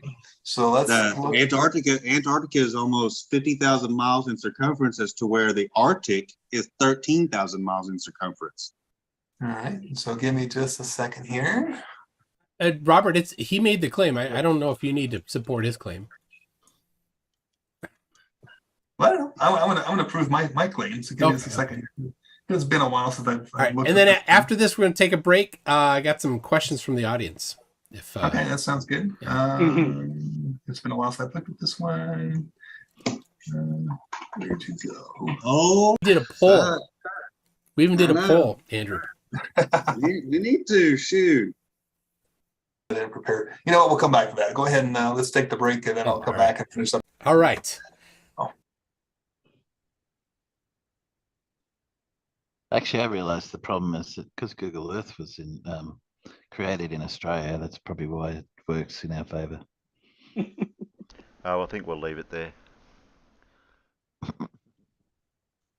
I don't know if there's anything I didn't That's see a much good past decision. this point. I don't know where it goes after that. But now take that Gleason projection and look at the longitude and latitudes, and they'll be correct. At a particular city or a point, yeah. Yeah. At any point, you'll get the right longitude and latitude from it. It's not the distances between them. The distances are, you can't directly, well, it's a real trick to measure the distances. That's what throws it, because that's what I've had that argument a few times at Discord. Oh no, look, the longitude and latitudes are correct. So it's crap that the Gleason's map is not accurate is rubbish. I say, but it's the distance. But have you noticed that when they present the Gleason map, they usually present it missing the two key ingredients that it needs to work? Yeah. Well, it doesn't work even with those two. Yeah, but it doesn't actually work with those two key ingredients. I've got a video in the production, and this is that he wrote it as a time zone calculator, right? Correct. Right. Right, based on the latitude, longitude, but time zones are not based on that. They're basically arbitrarily allocated by. No, but the Gleason map is designed to work with the two hands. Yes, but it doesn't work. It doesn't actually give you the correct time zone. That's as maybe. But people keep So it presenting. never But people keep presenting the never bloody worked. Gleason map. But it's not a fucking map. No, I know. Not designed to be a map. It's got two clock hands on it for a bloody reason, and they always seem to show the one that hasn't got the clock hands on it. That's like saying, "Here's a clock. Well, it's got no hands. How do you tell the time?" No, it doesn't matter. Here's a clock. Yeah, that's the pattern. But Gleason himself actually believed it was a more accurate world map, as well as that's what his pattern was for. But on the back of his map, or back of some of them, he states how he thought it was a world accurate map. And in his book, he says he believed this map would replace all the maps in the classrooms throughout the world, because he believed it was a more accurate world map than what was being used in classrooms. Yeah, well, he couldn't have been more wrong if he tried, could he? Yeah, well, he's wrong on all kinds. So, yes, If you're gonna present the Gleason map, present the proper one. Well, you need to acknowledge what it was actually for. Yeah. Yes.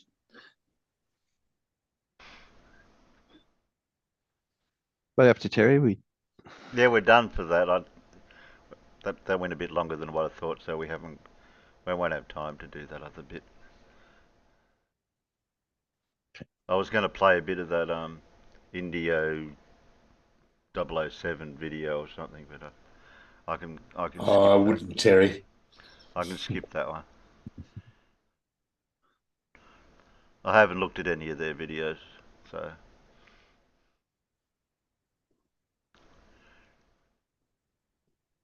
Do a quiz. An easy quiz. Not that hard. Not that hard. Easier than Paul's. Paul's is not hard. Yeah, it's the hard if you quiz. don't want to get. That's what it's called, the hard quiz. It'd be called the easy quiz if it was easy. Paul's is not hard as long as you don't expect to get the answers right. No. That rather defeats the point of a quiz, doesn't it? Yeah. Let me see if I can share this. Paul does have a habit of getting a lot of the questions wrong. Yeah, that's what I've noticed. That's what I've noticed. There's someone that always gets the answer, though. Come on. Yeah, that's true. I can't ever think of a time when a question hasn't been answered by someone before the end. Yeah, namely Clive. Zoom gone. Zoom. Not true. Oh, we got somebody Someone else. usually gets it. Have we got a contender for Clive out there? Dora quite often gets a lot of them correct, and Truth Nerds and Spooky gets some correct, and Blue does, and everyone does get a few correct. That's all you can ask for. How many do you get correct, Farmer? It depends. Oh, okay. Some weeks I can get 4 or 5. Others I'm happy with 2. It depends just how technical and yeah. Some of the questions it's just like yeah, whatever, mate. I ain't got a bloody clue. You know, it's not my area of expertise, shall we say? Well, if it has to do with movies, music, or tanks, Farmer Yeah. is going to ace it. Hey. All these books behind me aren't about bloody physics. Tell you that much. Oh, there it is. But what if for one of the quizzes I actually put the last clue first and see if that makes a difference? Hey? Yeah. That's a good thought. Because I suspect that will turn it from a hard quiz into a fucking easy quiz. Easy one, yeah. Yeah, I think that'd be going too far the other way, wouldn't it? Yeah. Because the last clue almost gives it away. Exactly. Yeah, that's the whole point. Tell me when we're ready to go, Terry. I've got it shared up there. Well, you're already sharing. Yeah, I can't. Yeah, just because I'm down on one screen, I can't see what's happening anywhere else.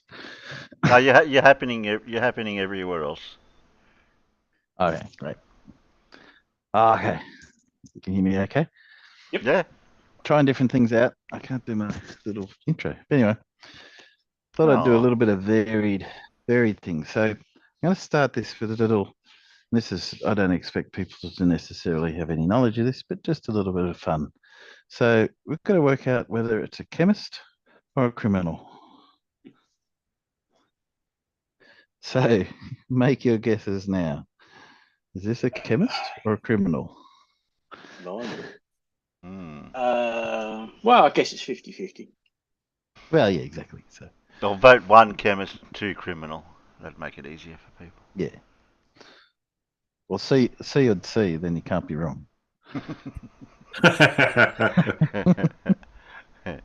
All right. Oh, you're not going to be able to see our answers internally then, Timbo. I can see your answers. I can't see what's going on out in the room. Oh, okay. Out in the, not at the moment. I don't have enough window space. Hopefully, next week or two, I might be able to go out and back to my other computer. Okay, so we've got two criminals, one chemist. Okay, well, the answer is there. This is Delphine Laurel, known as Madam. Whoops, move that out of the way so I can read my own stuff. Put that over there. Madam Lynch. She was a New Orleans socialite and a serial killer who tortured and murdered slaves and all the slaves in her household. I knew she looked dodgy. Yeah, knew she she did. looked It was in her eyes. Yeah. She looked shifty. Yeah. So, let's see, Eva. We'll do some actual Well, trivia questions. didn't anyone get that out there? They all voted for chemist. Looks like it. Okay. Oh, gotta move things around so I can read. Okay. In which country is the Rivers Bridge, which is basically Three Rivers Bridge? Roy Riviera Bridge. Yeah, still Three Rivers. Well, going by the name, it'd have to be that, wouldn't it? Oh, I didn't even spell that right. What happened there? Is it? I got it completely wrong. What? Where is that? All of the keys were next to each other, so that, You think I'm bad? dyslexic. He just wrote. Okay, we've got a few answers in here. Let's see. It is. Oops, quick there. Push that button. Canada. The other French place. I thought, right, it's not going to be France. That's too bloody obvious. Yeah, well, we were close by saying France, so it's still French. Did anyone get it out? You'd have to let me know. If people get it out. Mexico, Italy, America, a country, Switzerland. No. Somebody's still on about the last question. Yeah. Okay. Which hospital? Oh, I don't expect anyone to get this. I didn't know this. Which hospital did the first heart transplant take place? Hospital. Oh, hang on. I don't think I spelled it right. Was it that one? Let's see. Well, if you didn't know if you spelt it right, Farmer, guess look. Yeah, probably right, Blue. Okay. Yeah. No other takers? Any answers out in the chat? No clue. No. Aidan No Brooks. clue. I don't give clues. Aidan Brooks, Roomfondle says. Clues. Oh, what, you don't say if that's supposed to be spelled Adam Brooks. That's the hospital in Cambridge. Yep. Okay. Correct answer. Groot Scoofler Hospital. I could have sworn it was over here. No. The who? The Groot? Groot? That's Groot's from Avengers or whatever. I'm Groot. Yeah, I'm Groot. We are Groot. Okay. Ken Thompson and Dennis Ritchie created which operating system? Ken Thompson.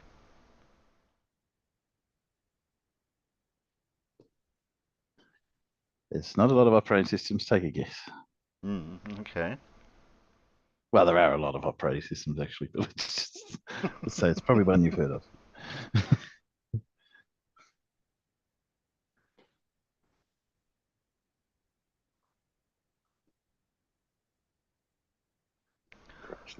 I only know of 1, 2.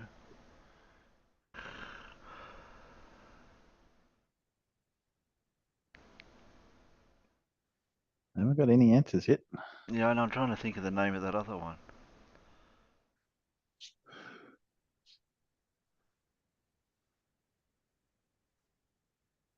Any answers out in the Yeah, Crumpy Gunt saying Android. Brian said closed captions. Oh, that's where. Sun operating system. Fortran. Fortran, that would be. Yes, Fortran. Technically Fortran's not an operating system. Operating it's a system. programming It's a language. programming language. Yeah, exactly.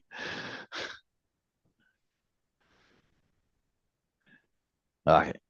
No answers. Okay. From internal. Well, how far back Zebulon? Zebulon, you need to... Unix. Unix was the correct answer. Yeah, I think that's the one I was thinking of. How many of you used Unix? Nope. None of Unix. us. I used Unix for Linux one is the one I was semester. thinking of. That's the one I was thinking. Yeah, the next different one. Unix. Yeah. Unix is universities got together and created their own operating system, effectively. Called Unix. It was big in the 80s. Yeah. And actually, you would have used Fortran on a Unix system. That's where I learned Fortran was on a Unix system. Okay. Who was murdered along with O.J. Simpson's estranged wife, Nicole? Oh, God, I watched all that on bloody telly. Oh, what was it? Well, you could have gone to court. You would have been able to tell what happened then. Obviously, I watched the court proceedings on telly, not the murder itself. Good grief. I can't remember. Too long ago. Yeah, I I didn't know there was somebody else murdered with that. Yeah. Okay. The boyfriend of Nicole at the time. Yeah, I can't remember his bloody name. Zebulon gave a good answer for the operating system. Whatever crap operates an Apple phone. Yeah. No.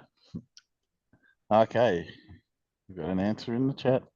Yeah, we've got one from Zebulon, one from Dave. Boyfriend, pool boy, a cheating mofo. Correct I don't know what that one is. And Blue had it correct. Ronald Goodman. Oh, that's it, Ron Goldman. Yeah. Brian Stevens I remember got now. that. Yeah, Brian Stevens got Goldman. Goldman somebody, yeah. I just couldn't remember. Yeah. Goodman, Goldman, depends where you're from. Okay. The girl in the pub. Goodman and Goldman, same thing. The girl in the pub. You don't think so? No, Goldman. You can't even imagine how you could make Goodman out of that. Come on. You could if you're dyslexic like I am. The girl in the polka dot dress was an eyewitness to whose assassination? Polka dot dress. Eyewitness.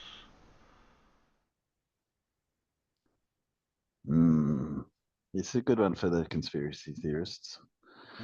Yeah. Oh, yeah. I know. Which probably gives it away, but yeah. Yes. Yeah. Eyewitness. There were a few. There's an eyewitness, but they don't know who it is. They've never found him. Nope. Seen her, but don't know who she is.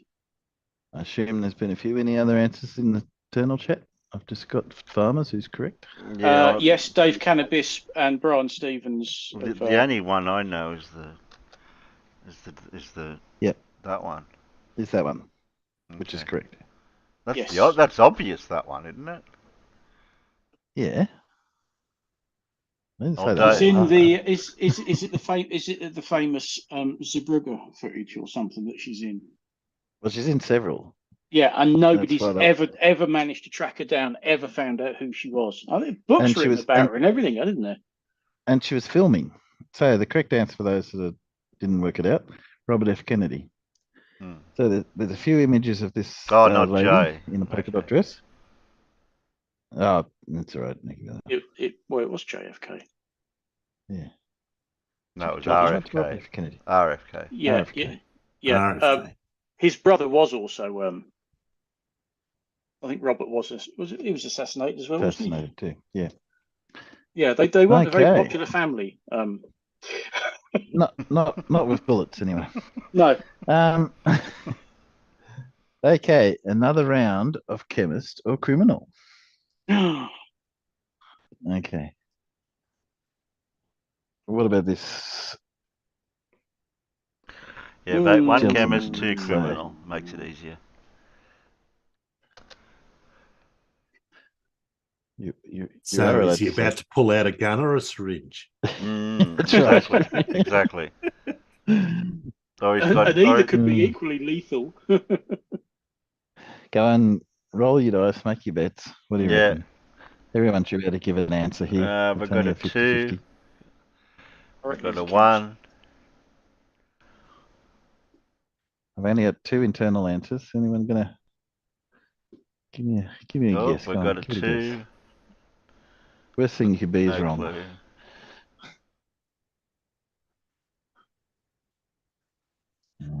Oh, another 1. Okay. Let's see who it is. Roll the dice. It is Thomas Graham.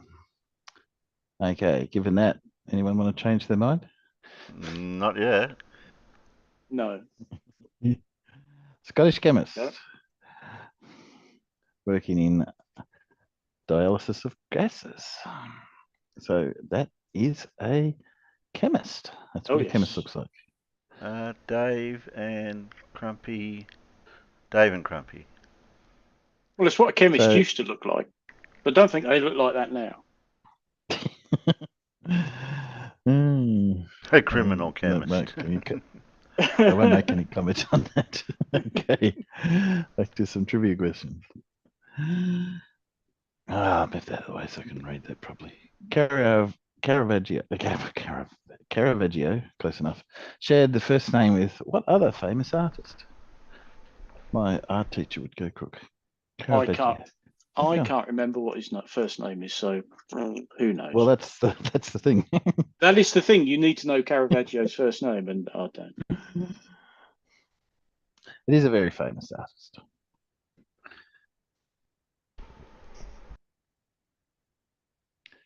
No answers. We got some answers out in the chat, out in the peanuts.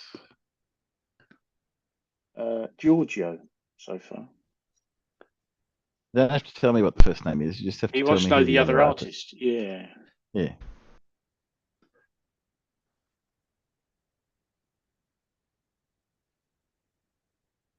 Okay, I'll move on. We don't want to be here all night. The other, it is Michelangelo. Oh, there you go. Here we go. We did have this question, so you should get this right. I did this one a few weeks ago. A crepuscular animal becomes active at what time? Yes, farmer's boy, that is correct. Yep.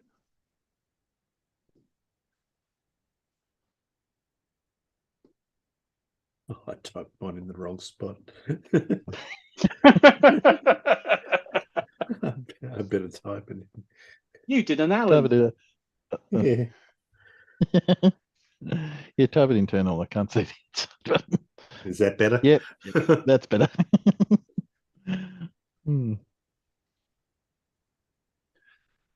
Any other answers internally? Terry's flicking back through the old live streams just to see what the answer is.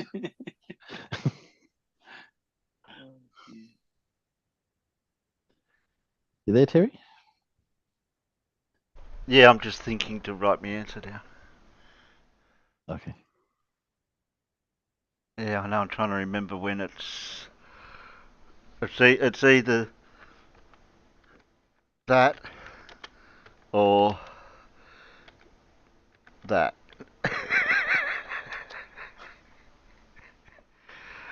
Both, actually, to be correct.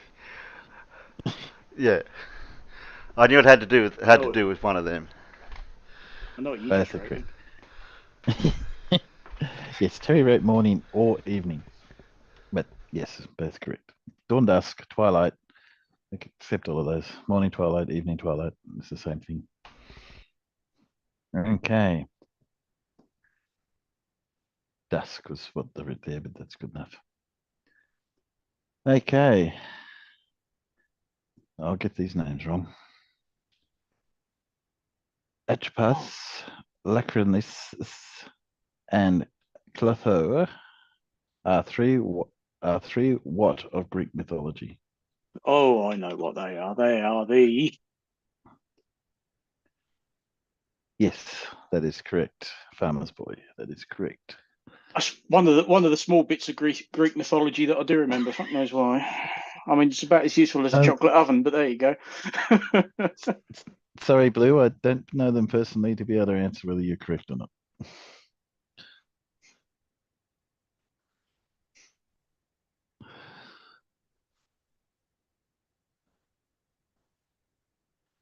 Any other? Technically, they probably weren't real, being that they were part of mythology. We got some answers out in the chat, out in the peanuts. Well, so far we've got horsemen. So no, you're thinking of the four horsemen of the apocalypse. Yep. Sisters and muse. Is that supposed to be muses? Muses, I think that is, yes. Yes. No. Dead Okay, tax farmers. collectors. Tax collectors. Farmers, since you got it correct, you can give the correct answer. They are three of the Greek fates. Oh, I would have never got that one. I've never heard of how many there were now. Was it something? Is it seven? Is it seven? I've never heard of fates in that context. You never heard of the Greek fates? No. It's just one of those silly little bits that stick in your head and say, other than getting a question right in a quiz, it's of absolutely no use whatsoever. Okay. This is a bit unpleasant. What were the earliest forms of contraceptive made of? Oh. Or made from? It's probably yes, that's probably better.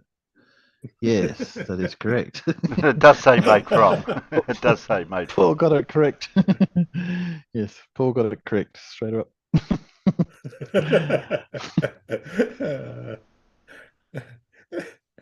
It would work as a very good contraceptive, actually, because after using that, I'm not touching stay that. away. Far out. You can stay away. Stay away. I'm not going near anyone that uses that. How about this one? Oh no. Well, it's supposed to be. It's supposed to be that. Shot thumb. No shot. I still spelt it wrong. I'm not going too good here. No. I'll get it eventually. Paul, I still got it. Imagine having your supplier kept in your bathroom. Yeah, I got it right eventually. Which begs the question: how did these animals then get pregnant, Timbo? Yeah, that's right. Exactly. Okay. Any answers out in the chat in the peanuts? There's Dave and Crumpy have gone for sheep intestines. No. Zebulon said wood. I think they're thinking. Yeah. No. Brian Stevens says sheep bladder. Nope. I think they're thinking of the prophylactic.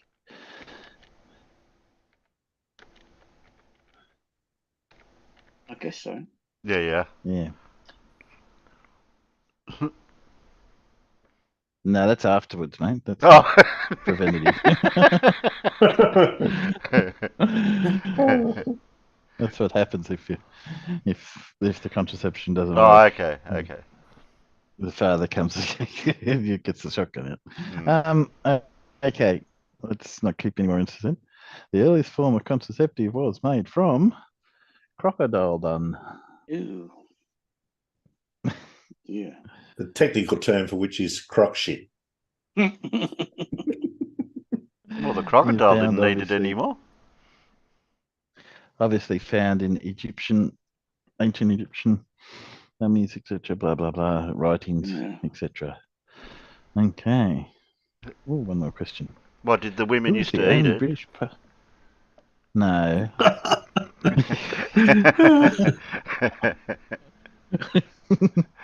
I'm not going near her. She smells like. Where's she been? Okay. Who was the only British Pope ever? Oh, blimey, I don't remember that one.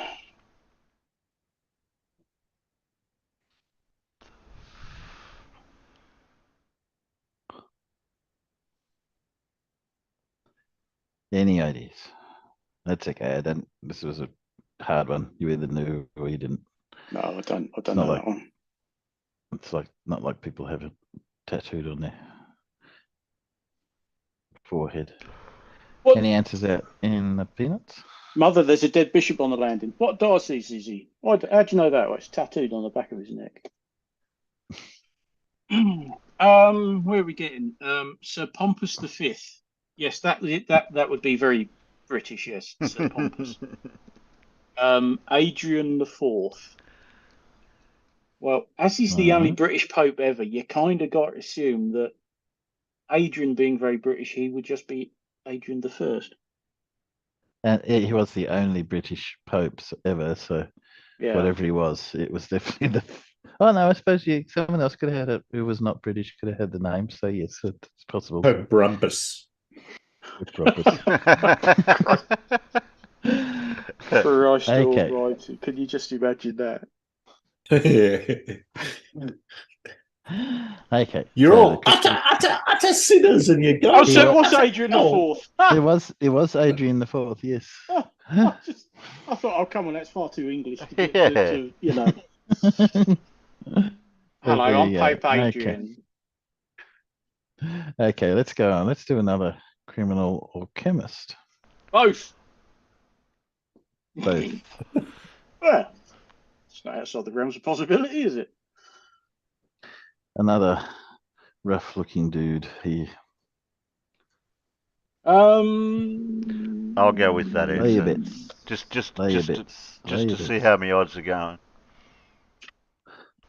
I reckon Okay. chemist. Nah. I'll go with the other. 50-50 chance. I'll go That's with it, the it's other. 50-50. Yeah. No good asking the audience. I'll give you a few seconds to lay your bets. Yeah, I got a 1. I got another 1. I got a 2. Got a 2. I like people to commit before they're just saying, yeah, I thought that's what it looked like. Mm. Okay. This should be familiar to everybody, Alfred There you Nobel. Oh, well, he's not. He was, of course, a chemist. Yes. Oh, well, if it's the invention of dynamite, it had to have been a criminal. What? He went around blowing shit up, and you don't call him a criminal? He didn't blow people up. He decided. Only if dynamite wasn't invented for criminals. Yeah, I know. Guns don't kill, the people who pull the triggers do. It's the same principle. Yes. Well, that's why he felt a bit. The story is he felt a bit guilty, which is why he created the Nobel Prize. Oh, right. That's the story. So yes, he thought he wanted to do something with all this money he made from what was eventually used in the war. I can't remember one of the wars. Can't remember which war it was, but yeah. Okay. Have we lost him back? Because he's gone really quiet for me. You moved away from his Yeah. mic or something. Yeah, we can now, but I think you, did you know. move away from It's your interesting. mic? Well, it's attached to my side of my head, so Oh. that's interesting. How did you No. manage it? That still didn't answer the question. No, we haven't lost him. Never lost me. I'm still here. Okay. Who's the only athlete ever to light the cauldron of Olympics and then win a gold medal at the same Olympics? I don't know. I don't do Olympics. To do athletes. Trying to think of the name. I have more fun watching the grass grow. Yeah, correct. It is a female. Yeah. That's who I'm thinking of, Crumpy.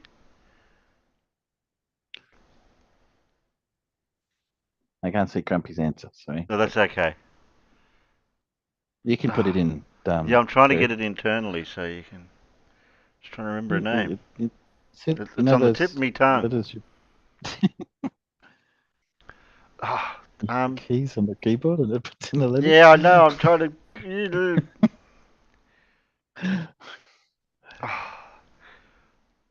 I'm waiting for Terry to get an answer in here. Yeah, I know. Reveal it. I'm trying to remember. I know who it is. Do you want to know her first name? Or first initial of her first name. K, I think. Oh no, C. I can't remember which one she uses. C or I'll check in K. a sec. Yeah. C or K. It's either C or K. Yeah. They make the same sound, Terry. Not when you say C or K, but if you the actual sounds. But she wasn't a free woman, was she? No. It's enough clues. No, Terry. I know who it is. I know who it is. I'm not. Yay! There we go. We've got a correct answer in the chat. It was Kathy Freeman, Australian sprinter. Oh. Never heard of her. Not the first Aboriginal. Well, you're not Australian, that's why. This is true, but even had she been British, I wouldn't have heard of her. Okay. If you order Murr,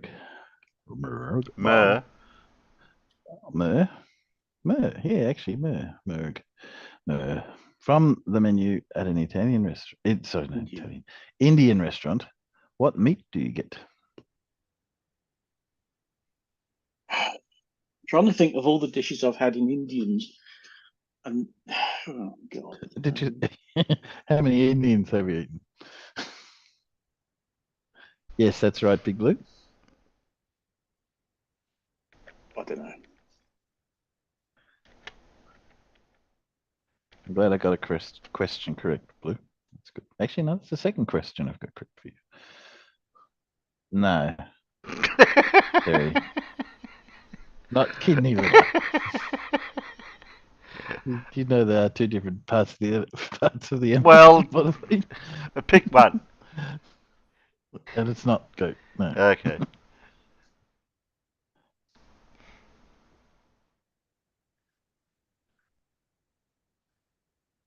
Okay, we got some answers out in the peanuts. Yeah, we've got goat, monkey meat, bin chicken, lamb, camel. Camel? Okay, no, the correct answer is chicken. Really? Really? Oh, that's what. Well, I guess all the menus over here they just translate it straight away as chicken. Then, as you know, Google is never wrong, and so therefore it is chicken. The question is, does it taste like chicken? Probably not after you put all the curries and stuff on it. Cooked by a bunch of Indians? Hell no, it doesn't taste like chicken. It doesn't taste like anything because your tongue's been burnt off, right? That's right. I think that's Kirsty Calgula. You can read it. Was 46 years old when she became. Yeah, thanks, mate.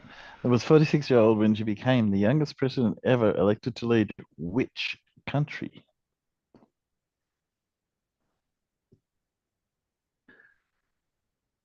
Which country? Ever heard of her? Probably not. No, but I'll guess. On the tip of my tongue.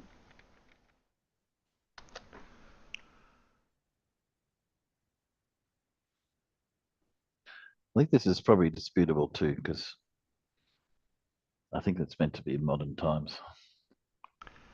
Because I could think of a few younger. President, I suppose, is correct. I think it's president. A few kings and monarchs were much younger than 46.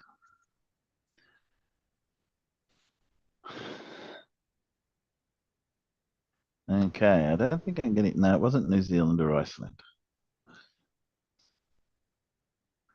Okay. Any answers out in the Estonia, peanut gallery? Iceland. Ooh. That's the only two I've got so far. Oh, yes. Norway. That is correct. Estonia. Oh, Brian done well.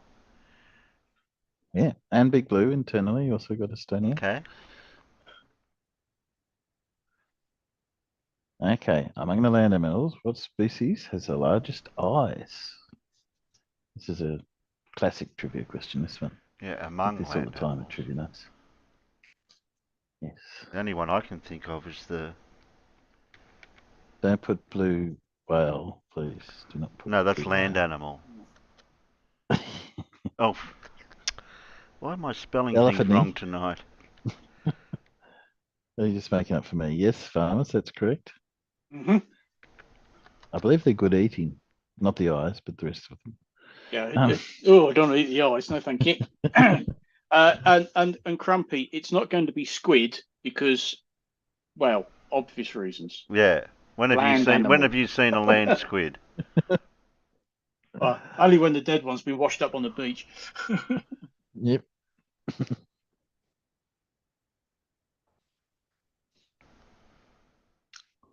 Okay, we got a few answers out there. Yeah, got emu, squid, and we have a correct. Oh, the Thompson duck. No. Thompson duck. I don't know what Thompson is that like looks like. Is that like the Thompson gunner? Don't know. Okay, emu or ostrich. That's all we're getting. Yep. That would be correct, Big Blue. I don't think the spelling is, but that's what I guessed. I'm better if I spell it right. But, I was going to say, but you won't ever see me mark you down an answer wrong for incorrect spelling. That's true. Yeah. Good point. No charge for the extra G there. Yep. Okay. Yes, the correct answer is ostrich. Oh. Okay. Has a bigger eye than an emu, but they are bigger than an elephant. Yeah. Yeah. Elephant's eyes aren't actually that big, just the rest of the animal. No. Animal's big. Okay. Humphrey Bogart won his Oscar for what motion pictures?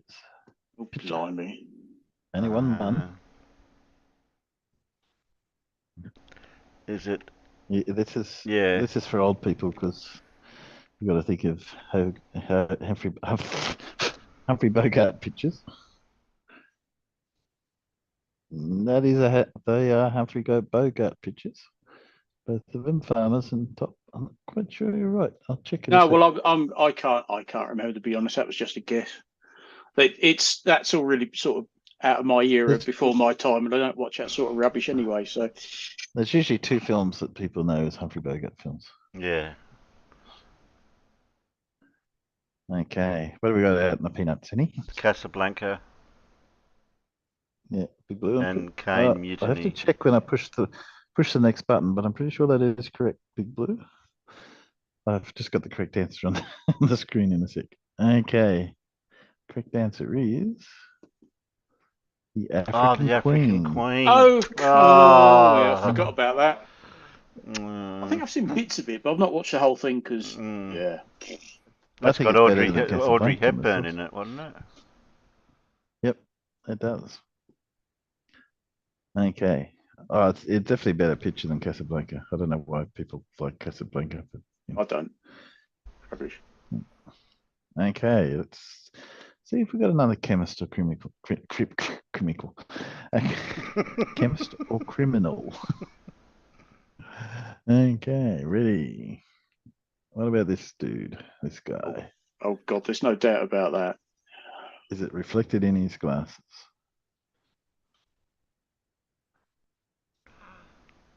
We've got to I'll go. I'll take what? the odds and put that number down. Take the odds. Okay. Zebulon said 4. Yeah. How does that help, Zeb? He's doubling up. Okay, we've got a 1, a 2. People laid their bets. Yeah, a 1 and a 2. Oh, we got it.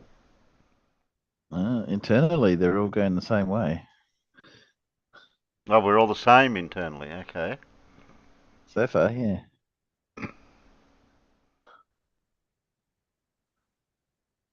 Now Brian's gonna guess 2.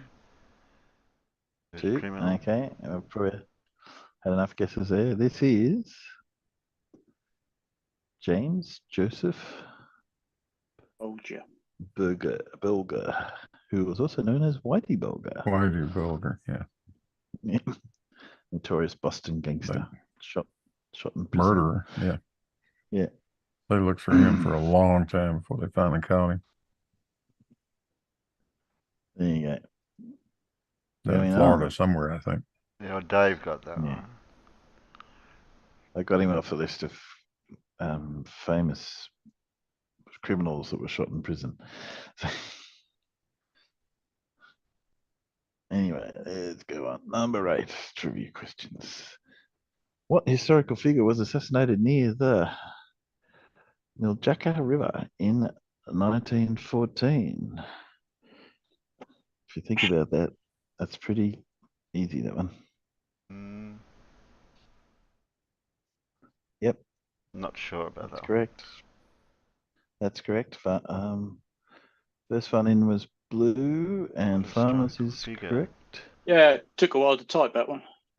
Historical figure back in 1914. Blue just typed the last. Well, I know, but yeah. Does it help to know where the Miljacka River is? It helps you to know what happened in 19. Yeah. Well, you only put the surname, and Farmers put the whole name, so therefore you won. Well, almost. I put his title. Yeah, I mean, if I put his full name, then I could say things like, "Oh, I don't know, I predict a riot." I'm sure they did that. Why am I getting Terry, these bloody spam bots all the time? What happened in 1914? End of World War II, maybe. What? What? No, come on. World War One or something. Not the end. Start of World War One. Or start of World War One. Yeah, what started World War One? And how did World War One started start? World War One. Yeah. Sorry, I was dealing with something out in the peanut gallery. Well, the British and the Russians got together and conspired to drop Germany in it, you see. Okay, Terry, how did it start? How did World War One start? I'm not sure. Okay. Someone was assassinated. It was Archduke Franz Ferdinand. Yep. That's where the popular pop combo get their name from, Franz Ferdinand. What comedy became the first film directed by a woman to gross over 100 million at the box office? A comedy directed by a woman? Oh, blimey. This one might go past most people, I think.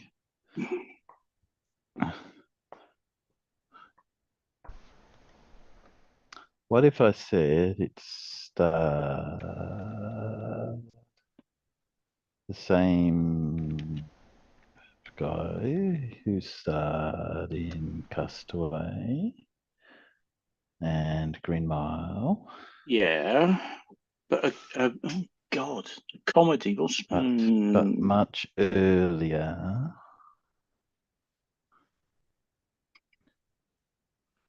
Was Woody in Toy Story? I know who you're on about, but I'm trying to think of the early stuff. Yeah, think of his very early works. Was it that one? No. No. Terry got it correct, but except I think he's used the wrong letter. Yeah. Do you want, That one. Yeah, that's the one. Yeah, that's correct, Farmers. Terry had it before you though. Oh right, Sorry, farmer. that's quite right. But I spelt it properly. It is true, but you So didn't use it. I'm now trying to guess how you spelt it. He started with an N. An N. No, God, Schwaglin, I'm telling you, the sheriff is a. And it only has 3 letters. Exactly. Okay, how are we going out in the peanuts there? Sleepless in Seattle, 16 again. The Party. The Vagina Monologues, no. Tom Hanks. No. Well, that's who he's on Hanks. about, but that's The that's not Party. the That film. was with what's his name? Ujima Yeah, that guy. Why do I always forget names?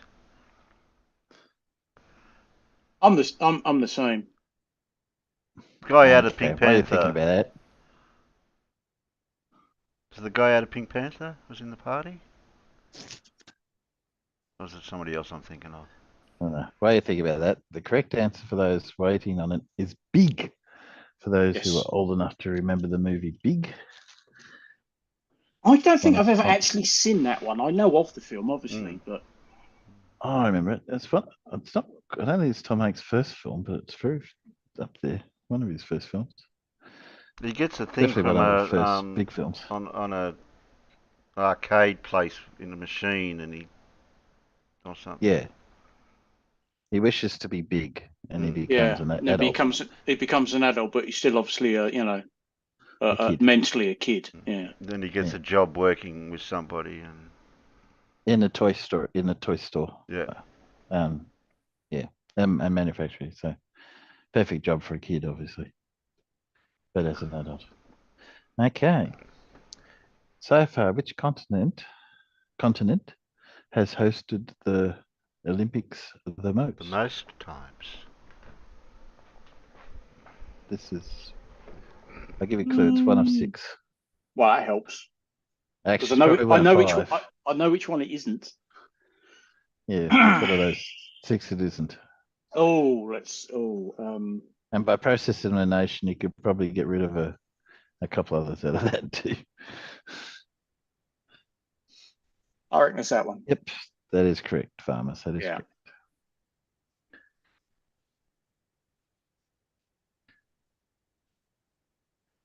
Okay.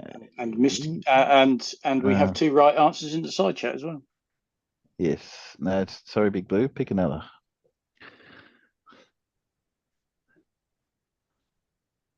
No, I refuse. No. No, that's my answer, and I'm bloody sticking with it. Right. That's just my question is incorrect, obviously. I'm going down with the ship on this one. He's in the band. They're still playing. Yeah. Okay. Obviously, the answer is Europe. Yeah, Dave and Crumpy. The birthplace. Both the birthplace and the modern have. Oh, thanks, Crumpy. Peter Sellers. Olympics than anyone else. Yes. I think it was a while before they had one in America. So was I right with Peter Sellers was in The Party? I don't know, that's not my question. I know, it was an earlier one. The Hearty is a type of beer that is traditionally flavoured from juniper. Which country would you most likely find it in? Behold a miracle, he has brought forth juniper berries. Yeah, that one. Make a guess.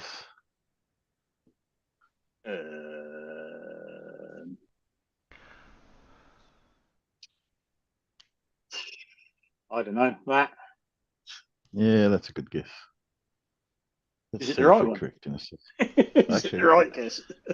The funny thing is, I actually don't know just because I can't remember the answer. Well, you haven't got it written down somewhere.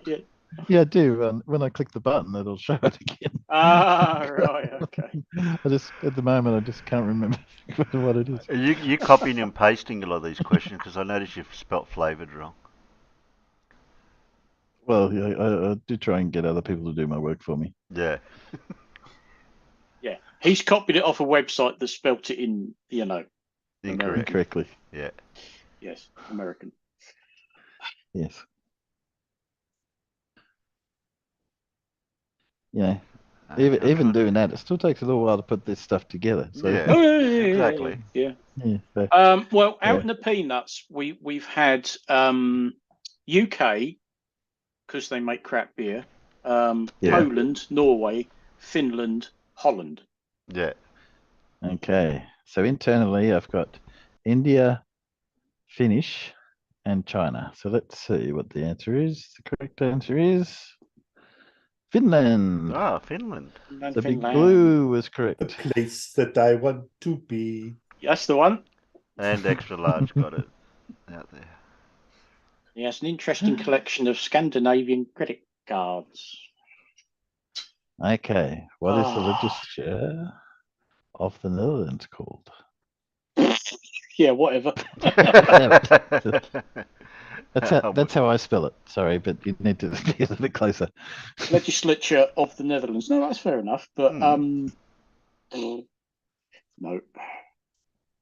Is that something to do with politics or something? Or Yes, it is. Legislature, the organisation that makes the rules or the laws, in strict speaking, I think, of the word.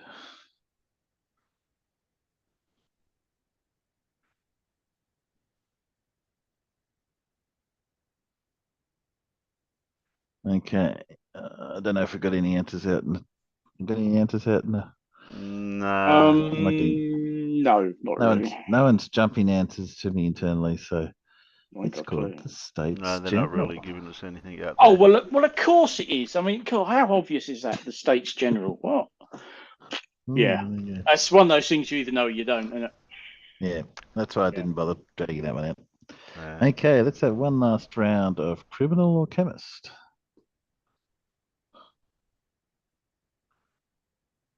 Make your bets. Roll the dice. Take your chances. That's a 50. It's 50-50. That could go either way. Okay, go with the gut. I reckon he's all right, but he could be a dodgy bastard. But I just look at the photos of Dr. Harold Shipman. He doesn't have mass murderer written all over his face, but you gods. I got to say, internally, if I put the averages together, I think mostly we've been correct internally, but a couple of odd outliers here and there. But well, they're all going. Yeah, everybody. Peanuts are going chemist. Some twat and a fast, noisy thing is stopping me in getting my dinner. Cheers, Fred. Criminal.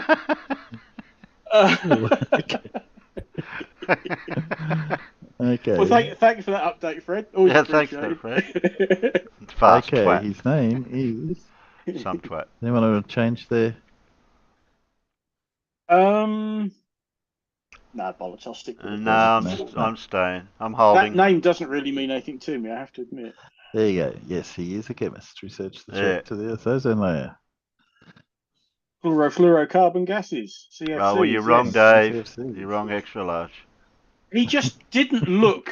I mean, didn't look criminal, and shirt and tie and all the rest of it. Just, but like I say, look at the photos of people like Harold Shipman. I mean, I don't think they've ever worked out just how many old deers he knocked off. Wow. It's. Right. I think they got up to somewhere near 300 and sort of stopped counting. So you never can tell. Never can tell. Okay, question 10. Last lot of questions. Oh! Napoleon suffered defeat at Waterloo in what year? Okay, this is just a stab. It's somewhere around about then. Somewhere around about then, yes. Somewhere around about then.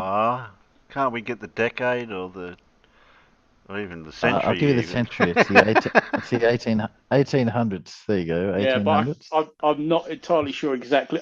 It's in that decade, but I can't remember exactly which year. 1800s? Okay, I didn't realise it was that early. Late, whatever. Yeah. Napoleon's not that far in ancient history. No. Well, it's not even ancient history. Well, yeah, technically it's ancient. So that was after That's not Cook. ancient. That was after That's not Cook ancient came to history. Australia. Yeah. As I like to tell my mother, anyone who's older than 60 is ancient. Oh, right. Mine used to say that I was also used to say anyone older than 30 was ancient. And so, Yeah, but that you was when I find said you find the 35, older you so- get, the further away that figure becomes. Oh no, that's not ancient because shit, I'm that old. Yeah. So we've so far in the peanuts, we've got 1786, no, 1812, 1843, blimey, 1815. And Fred says, think it's the A320 route. Okay. Farmer was one off, but close enough. 1815. I knew it was roughly in the middle of that decade. I can just never remember which year. And I've read all the Sharps novels more times than I care to remember. Okay. Because of course that's what the Sharps novels were all about, the Great Peninsular War, as it was called then. Who became the first person to observe the planet Neptune in 1612? Oh God. No, he already knew it was there. He put it there. Yeah, I observed it. I bloody made it. Yeah. Took me weeks of overtime. Good grief. I can't remember. No, it didn't. There was a weeks of overtime, and it only took him a day. Yeah, that's what he says. Yeah. That's just good PR. Yeah. Ooh. Terry's hedging his bets here.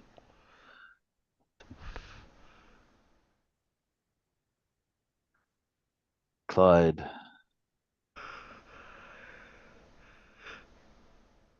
Okay, we got some answers out in the peanuts. Yeah, Galileo, Newton. Some smart. John Gall, a guy with no wife.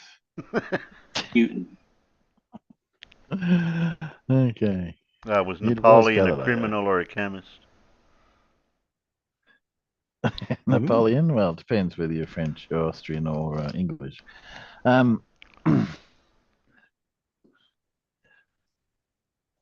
What is the world's most venomous fish?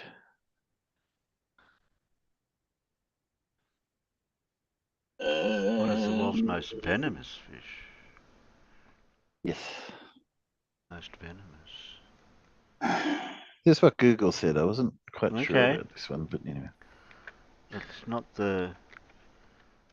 It's not that one. Oh, I spelled it wrong. I'm not even sure what that one is, Terry. Oh, course you spelled it wrong. Yeah, I spelled it wrong. No, that's wrong no, too. It's not that one.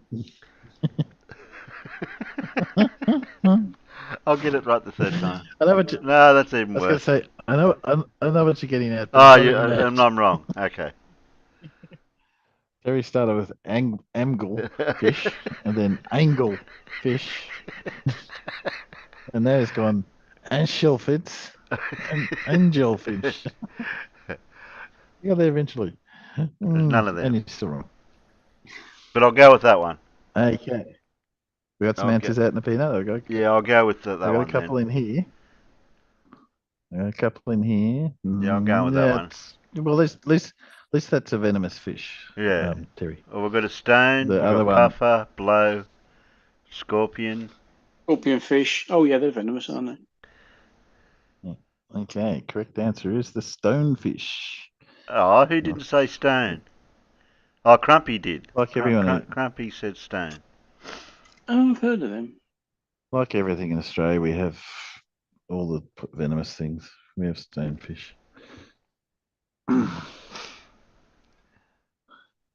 Okay. What is the bloodiest battle in the American Civil War? Ah. Don't really know much about that one. No, I'm not sure about the American one. We weren't taught about that at school much. I think that's correct. Big Blue, I have, again, as I said, I didn't write these down, but I'm pretty sure that one's free, but we'll see. We'll see what my answer says in a second. What's that one they reenact on the field all the time when they get all dressed up and? You mean Quidditch? Yeah, that one. I got it. I do. Have you ever seen them play Quidditch on the field? Yes, I have. They should feel utterly ashamed and embarrassed for themselves. Prancing around with a broom between their legs. I spelled it wrong. It's okay. You don't have to try and respell it, Terry. I don't want to see you break the keyboard. Okay.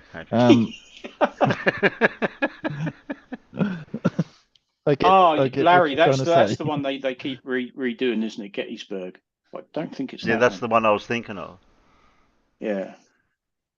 It is Gettysburg. Oh, it is Gettysburg. It is that one. Oh, I didn't even study that at school, and I knew that one. The Battle of Evermore, wasn't that Led Zeppelin? But Big Blue got it long before him. Oh, that'd be right. Blue. How dare you? Well, he's American. Learn school stuff at school. Yeah. I'm just glad I was there. I fought in it. What the hell? Glad you I got mean another you question survived? Gettysburg. Okay. Etemophobia is the fear of what? Of emmets. Emetophobia. I think emetophobia. That could be. Did you see the correct spelling there? I maybe. Metos, obviously. Yes, yeah. Farmer's got it already, I think. Yeah. Oh, Farmer. Yeah, Farmer knows. I just know what it means. Okay. I know it doesn't help, does it? No. Nah? Okay. No. Sorry, Terry. Is it more obscure than that? Not as obvious by the sound of it. Yes, that's correct, Paul. Paul's got it. Farmer's got it. I mean, if I could type faster, I'd Google it, but I can't. I'm not going to do that. You could type it into Google. I'm sure it'll give you the correct answer. But by the time I get it all in there and everything, would you feel the question? Would you feel satisfied? Would you feel satisfied with that? No. Or would you feel that you've cheated yourself? Yeah. Have to go and have 10 showers because you feel dirty and because you cheated on a trivia question, which is absolutely not. Yeah, no. Okay. Do we have any answers out in the peanuts? Yeah, buildings and trees. No. And no. Okay, the correct answer, and to finish off the quiz, is the fear of vomit. Okay. Yes. It's what you should fear after drinking too much. Fear of missing out. It's FOMO. That's what they call. That's why they call. That's why they call anti. That's why they call. That's why they call anti-nausea drugs antiemetics. Yes. Okay. Well, I don't know, Blue, but it's the start of that sentence. Blue's wondering what the emeto stands for. What's it from? I don't know. I'd have to look it up. Oh, the etymology of it. Yeah. Oh. Usually that's how you tell what the answer is. That's it. So, sorry guys. That was it. Good. Yeah. Stop a shower. Oh, my bloody Zoom disconnected. Oh, no. Yeah, all of a sudden I'm talking to myself. And I'm like, why can't I hear anybody? Where's the Zoom window gone? Oh, what's going on here? Oh, dear. Still back now. You're back now. You are. We missed you. He didn't. Didn't know I'd gone. Didn't even know you'd gone.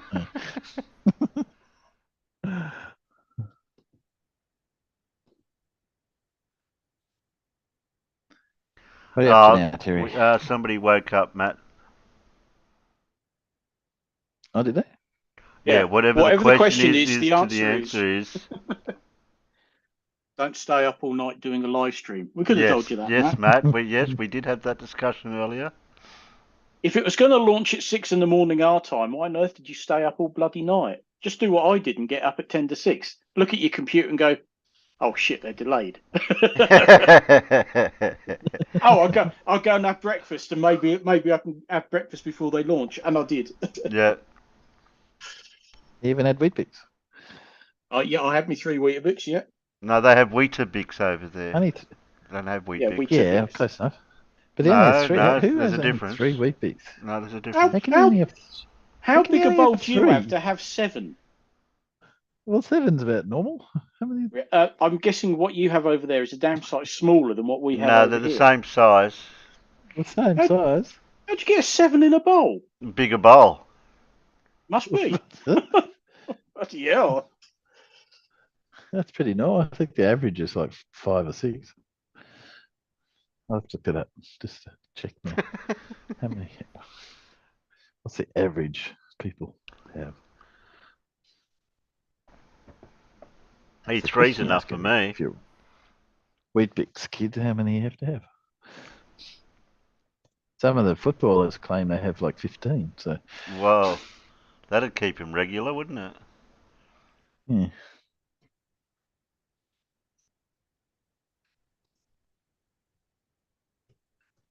Well, while Okay, yous this are is Weet-Bix. entertaining Oh, I the see. peanuts So- for a couple of minutes, I'll get the other videos. Apparently, Weet-Bix recommend you shouldn't have more than 4 per day.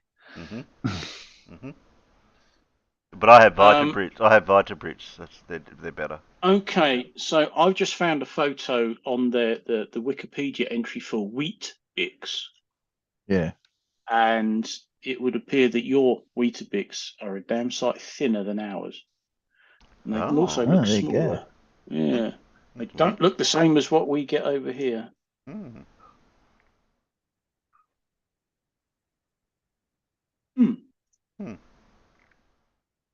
Britons eat an average of 336 Weet-Bix a year. Weetabix. Each, obviously.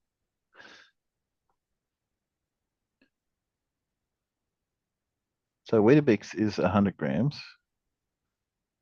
What's Weet-Bix? That's a Weetabix. What's Weet-Bix? I want a Weetabix.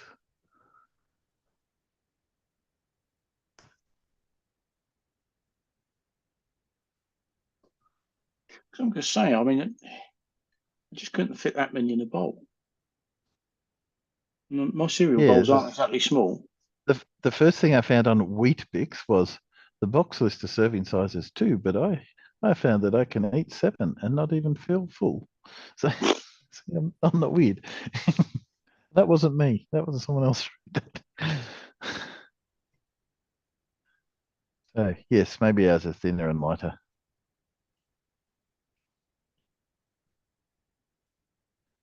I think so. I think they're a different size, even a different shape.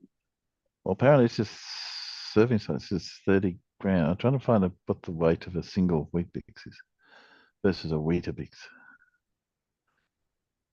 Maybe I'll just type that in.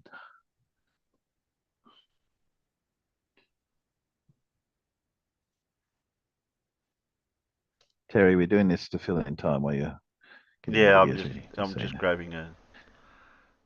grabbing something from here and there.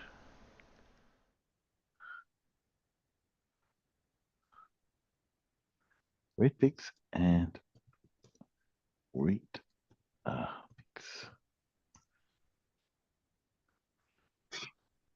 Do you know? Oh no, Weet-Bix drink. Who could? Yeah. Couldn't handle that.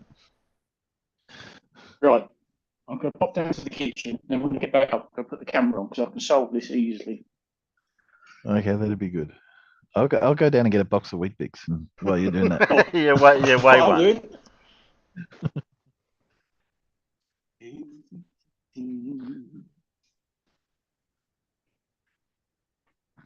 takes me a little bit because I'm on crutches.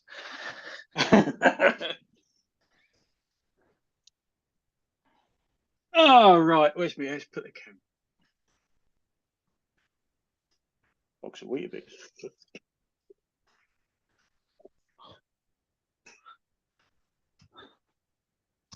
I don't get it's a Weetabix all over the place.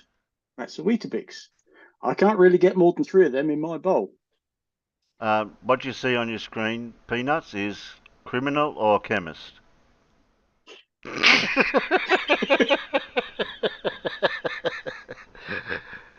What they cut the corners off for? You're going to injure yourself with the corners cut. Yeah, I just that's the way they're made.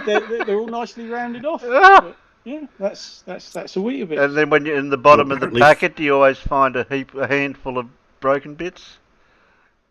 Apparently 48 Weetabix is 900 grams. You have to do math for that. That might be require a calculation.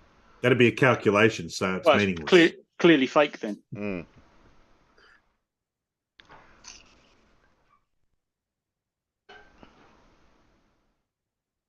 Oh, well, you're back, so you can watch this for a minute while I. Where is it? It's here somewhere. There it is.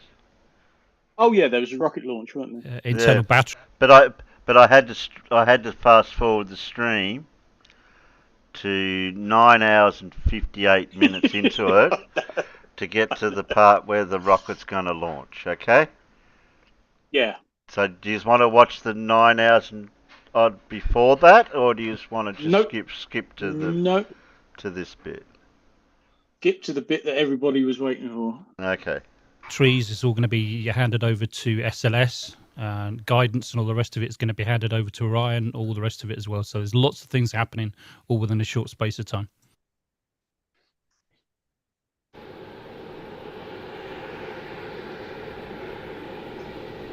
Yeah, and you can still fast forward more of that, mate.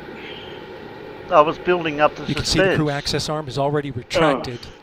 When there is crew during Artemis 2, it would happen at T-minus 6 minutes. But out of abundance of caution, they went ahead and retracted thing through a sound. Mobile launcher with water. Now coming up in less than 30 seconds, starting with... Oh, we've still got 6 minutes. Yeah. 5. It's too high. Yeah, keep 4. Go for purge sequence 3. 4. That's a helium purge of the 4 core stage engines Still nothing much downstream of the...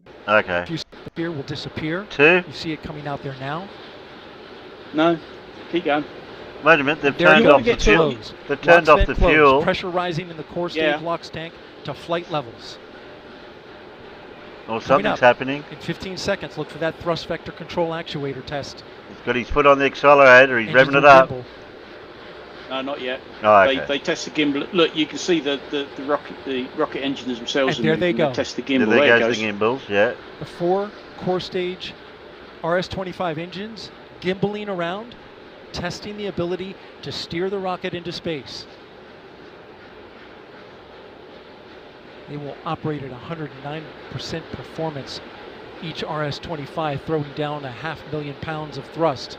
All 4, 2 million pounds. All together with the boosters, 8.8 million pounds of thrust. GLS go for upper stage to internal power. Now the upper stage has gone to internal power. So power is removed from the rocket's upper stage, the ICPS, and it's been switched to battery power. The same milestone is coming up for the core stage at T-minus 1 minute and 30 seconds.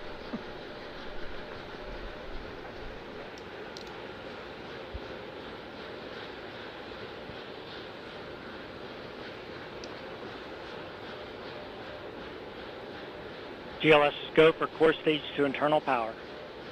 The rocket's core stage, which houses the 3 flight computers, is now on battery power. So there is no more hold time available because there's no more margin on the batteries. So if we have a hold, we'd have to recycle back to T-minus 10 minutes and recharge those batteries. The count continues. A note now, shortly after liftoff. 1 minute. Shortly after liftoff, Mission Control Houston will take control of the rocket, and my colleague, Leah Cheshire, will take over commentary. T-minus 50 seconds and counting. Coming up at T-minus 33 seconds, the GLS will hand off control to the ALS. This is the autonomous launch sequencer. On board the rocket, it will take over command and control of the rocket. But the ALS will check, make sure there's no holds coming from the ground up until T-minus 2 GLS seconds. is go for ALS. And we are go for ALS. The Space Launch System is now counting down to liftoff of Orion on its maiden voyage to the moon. Launch team can no longer recycle the count. Sound suppressor water now flowing under the ML. And here we go. 10. Hydrogen burn-off igniters initiated. 7, 6, 5. Four-stage engine start. 3, 2, 1. Boosters in ignition. And liftoff of Artemis 1. We rise together back to the moon and beyond. I wish you didn't say that, but anyway. That was a bit cheesy, yeah. Thunderbirds are go. Yep, Thunderbirds are slow. All 4 RS-25 engines on the core stage and 2 solid rocket boosters now propelling the vehicle at 128 miles per hour. Hearing good control on the roll from teams in Mission Control Houston. All good calls so far. Now 30 seconds into the flight of Artemis 1. First milestone will be for the vehicle to pass through max Q at about 1 minute and 9 seconds into launch. This is the greatest period of atmospheric force on the rocket.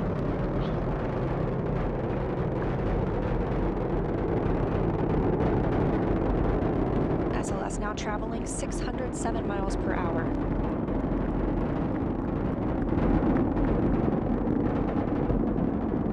You're looking at 8.8 million pounds of maximum thrust. Quiet here in the loops of Mission Control. The 4 core stage engines are throttling down ahead of passing through max Q.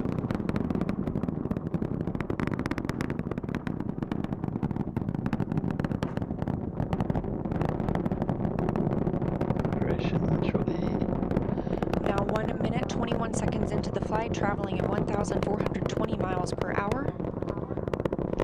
The 4 core stage engines are back at maximum thrust. The next Only major going 1,000 miles an hour, milestone that's not very for the fast. solid rocket boosters to cut off and jettison at about 2 minutes and 11 seconds into the flight, Faster so about than my 30 Prius seconds from goes. now. Again, quiet here in Mission Control Houston as teams continue monitoring the flight of Artemis 1. We're now 16 miles downrange from the launch pad at Kennedy Space Center, traveling over 2,800 miles per hour. What's the speed of sound? Standing by for solid rocket booster jettison and shortly thereafter. Bit over 700 miles an hour at sea level. Yeah. And that's to do with air pressure, isn't it? Confirmation that the solid rocket boosters have separated these 177-foot boosters. Now the core stage continues to Do they power get the the flight of boosters back, Orion, or they all just 4 land in the ocean? RS-25 engines firing, No. traveling over 3,400 miles per hour, 46 miles downrange. 2 minutes they and just go 36 seconds kerplunk. into the flight. So we can go out there Hearing and grab nominal them calls and here in keep Mission them as a Control souvenir. Houston. We've still got 4 good engines on the core stage. Next up, we'll be looking for the service module fairing to Put one out separate. the This front, is 3 in 15 front by yard as 15 a foot fairing panels, lawn ornament. providing structural support, protecting the Yada. service module. Those will separate at about 3 minutes and 11 seconds into flight, and very shortly thereafter will be followed by the launch abort system separation. Just over 3 minutes into the flight of Artemis 1, now traveling over 4,060 miles per hour, 83 miles downrange. We just had confirmation that the service module fairing has separated. Oh, it looks like they tried to get a camera view of And that. that the but launch that abort system didn't quite. pyros have fired, separating those from Orion as well. For future crew members,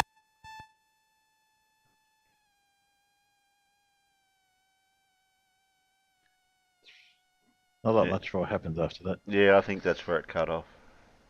No, because it then goes over to CGI. we just heard the call for 3-engine you press, meaning if go a little bit SLS were to forward, you lose an should engine at this see point in the the mission, we could first still achieve a images nominal of mission. Earth. We would just have an extended main engine cutoff time. Yeah. I don't know if this video goes that far, but yeah. I'm No, sure that- we'll be seeing lots that of was it. footage I think getting this one released. cuts it. Yeah, I think Matt cut it before then. Yeah. Yeah, because there weren't much else really to see. Yeah. It is currently doing 6,380 miles an hour, and it's 44,700 and stop moving. 18, 19, 20, 21, 22. It's approximately 44,700 and something miles away. Oh, Whereabouts is it? Whereabouts is it over at the moment? Does it say? No, the website they're streaming all this on. Hang on. If I line up Artemis with the Earth, Artemis. it's over top of South America, I think, sort of. Okay. It's a job to say, because if you then spin the view round, you can. Oh, there's the sun. Where's the moon? Where's the moon? There's a trivia question. I'll give it to you in case I ever ask it. Do you know where Artemis comes from? Or who is Artemis's twin? Might be a better question. Well, wasn't Artemis's twin Apollo? Yes, it was. I think that's why they chose it. I'm trying to remember exactly what Artemis was. God of, but yeah, I think it's to do with there was call that they should be calling the next like Apollo, whatever they're up to, and they said no, we don't really want to do that. No. But apparently Artemis was a good compromise. As good a name as any. I missed your I missed your hour and 50-minute show this morning, Blue. Say what? I said, did you have a show this morning? No, I got on for a while last night. Yeah. Yeah, an hour and 50. Yeah. I think it was pretty early here. Yeah. We just sat around and talked about all kinds of things. Yeah, I only caught the very end of it.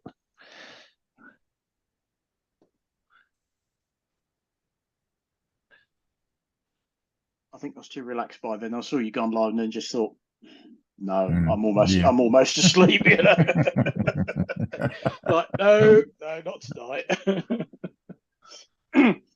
Timbo. I just wanted to get on it.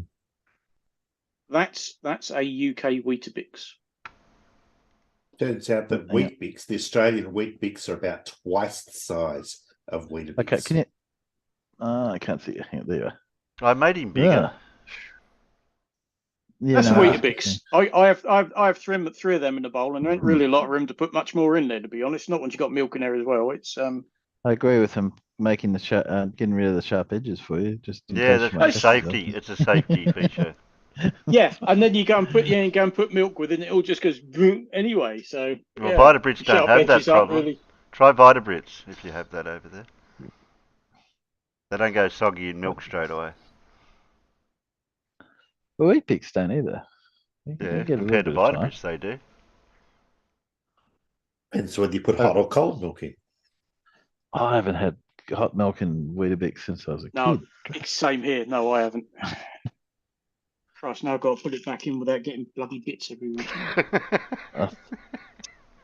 Which is next to impossible. Yeah, next to impossible. Hang on, there we go. Just shove it in there. You can eat all the crumbs later when you get to the bottom of the bag. Bloody stuff! They always disintegrate. Hot Weet-Bix just made me ill. Which is weird because I don't mind hot milk and stuff, but just hot Weet-Bix I went off it pretty quick. Matt, if you have to ask that question, you're not one of the smart ones. No, I didn't see what he asked. What's the question? May I ask, why are some of the smartest globers I know talking about Weetabix online? Well, you could ask. You can ask that, yeah. Ask why I've got a box of Weetabix up here with me. Yeah. The hell is a Weetabix? That's a Weetabix. Show him a Weetabix. Surely you got Weetabix over there, Blue. Oh, they'd have something. No. They'd have something equivalent. You can have something like that. Oh. Looks like something like good to scrub the dishes with. Or... Yeah. No. Well, you wouldn't want to get it wet, though, if you wanted to do that. It just disappear. Yeah, you couldn't scrub the dishes with it.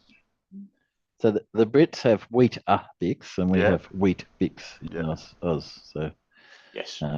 That's the I'm not quite difference. sure who stole from who, but you know. I did look up Well, it was that the one. Salvo. I'm sure we did. We looked Sanatorium. all that up one time. Yeah, Sanatorium put them together. Well, it's for the Wheat Bix anyway. Yeah. Wheat Bix is the original. The Australian Wheat Bix is the original, and what we have Yeah, that's what I thought. is a British version that came afterwards, according to Wikipedia. So who makes Weetabix? What brand is it? Hang on. That's a very good idea, actually. I don't. Good God. Doesn't bloody No, say. That's a It's just. Well, yeah. It has It's a big 72. You just don't have to go shopping for them too Jesus often. Christ. You ship a freaking Volvo in that thing. Yeah. It is over here. It is the company is called Weetabix Limited. Oh, okay. I don't there know. Who's The Sanatorium? parent company is called Post Holdings. Who's the religious people that make who Sanatorium is related to? It's a religious order. I don't know.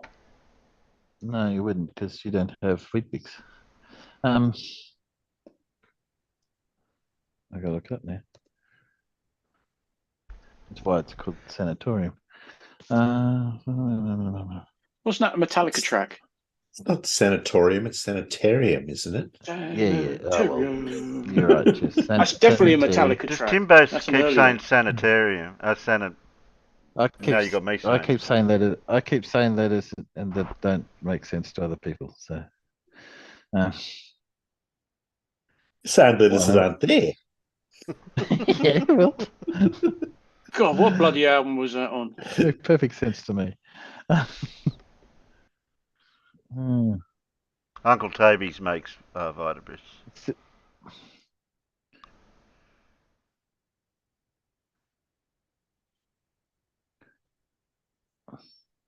God, now I've got to check. Come on, what was it? Press play, Terry. Yeah, I'm getting there. I got sidetracked. I got sidetracked with these Vitabrits. Oh gosh, Master of Puppets. Welcome home, Sanitarium. I knew it was a Metallica song. Oh, look, you woke Matt. Somebody's You woke him up. Adventist, Seventh-day Adventist. That's Sue's. Go back to sleep. Yes, go back to sleep, Matt. I'm awake now. No, you're not. You're sleepwalking. You can't wake me up and then tell me to go back to sleep. We didn't wake you up.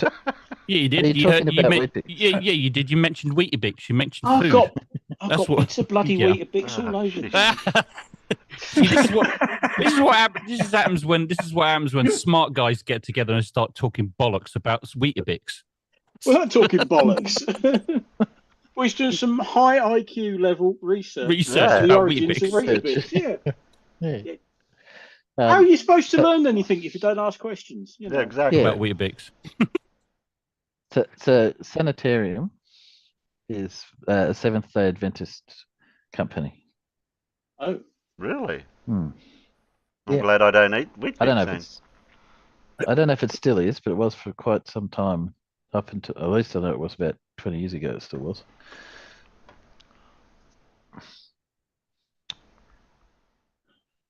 You can get Wheaties too. We've got Wheaties over here. Oh God, you're still talking about Weetabix. No, Wheaties. No, They're not about Wheaties. Wheaties aren't Weetabix. We got Wheaties. Yeah. No. Yeah. Or just imagine your Wheaties all scrunched up into a block. Compressed. Yeah. I used to think that kinda Wheat Bix were compressed cornflakes when I was a kid, but yeah, they're not. So it's like one big Wheatie, huh? Yeah.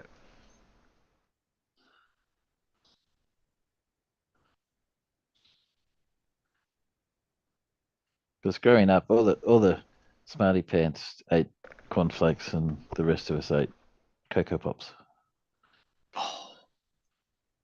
Rice Krispies. Used to have them when I was a kid. Yeah. What about Frosties? Heaps of sugar. They had Frosties. Did you have Frosties with the sugar? Yep. Used to have Frosties. Yeah, they still sell it over here. Yeah, I think I don't know about it. It really is. I don't know. Those are rich kids had Frosties. Yeah, we used to have Frosties. Crunchy nut cornflakes. Yeah, we got crunchy nuts. They're my favourite. Crunchy nut cornflakes. There's a I big box of do them in notice the they cupboard have as well. toned down the sugary type cereals over the years. Yeah, Compared to what they I were haven't like. seen Frosties for a long time. Yeah, they're not quite so many, but it's just been, instead of sugary breakfast cereals now, there's more sugary drinks on the market than there's ever been before. Yeah. So, there's always going to be a possibility of diabetes somewhere. Yay. There was always a special treat on holidays to get Fruit Loops. Yeah. Yeah, but can you tell the difference between the flavour of each Fruit Loop? Well, you wouldn't be able to because it's the same flavour. Fruit Loops used to be Fruit Loops used to be quite popular over here, but I don't know, it seems to die a death now. You don't really see them anymore. I've not seen Fruit Loops in a long time. They've sort of been synonymous with sugary cereals. So. Yeah, that's probably why. See, Matt, this is how you can get to talking about cereals. Yeah, I know you got me at it now. For Christ's sake, Have you one had of the most probably about 6 hours ago, one of the most historical moments probably of the 21st century just happened, and you're sitting around talking about. No, we watched cereals. it. We watched it a replay on Pure Live it. Stream. We fast forwarded through the 9 hours of it, and then we went to the end. Of it. The 9 hours. That's what brought Madness. us up. That's what brought us around to Weet-Bix. Come on. Yeah, because I woke up, come in here and looked at the computer and, oh, bollocks, it's been delayed. I've got time to go and have my breakfast. Yeah. Yeah, I saw that in the chat. Yeah. Well, what do you have for breakfast then, Matt? I don't think I had anything. No, because I ate through the night different things, so I didn't really have a breakfast as such. But I need to eat something now. Proper. Lots of coffee. About 2 cups of tea and about 2 cups of coffee. I think cappuccinos I had. I'm not. You see, if I have too much caffeine, my blood pressure goes up and I don't feel very well. So I can't really. So I have to have a weak. That's why you drink coffee. Tea or or like a weak coffee, like a cappuccino or latte or something. Latte with like a latte, like a latte or cappuccino, something like that. Okay. This is Marmite comes from. Oh, don't start on the Marmite Vegemite. Look, play video. Play. I wasn't. Press play. Press play. Press play. Quick. Before Timbo goes down that road. I was going to quickly ask whether they had Nutrigrain over in the US and Nutrigrain, you mean? Yeah, Nutrigrain. Yeah.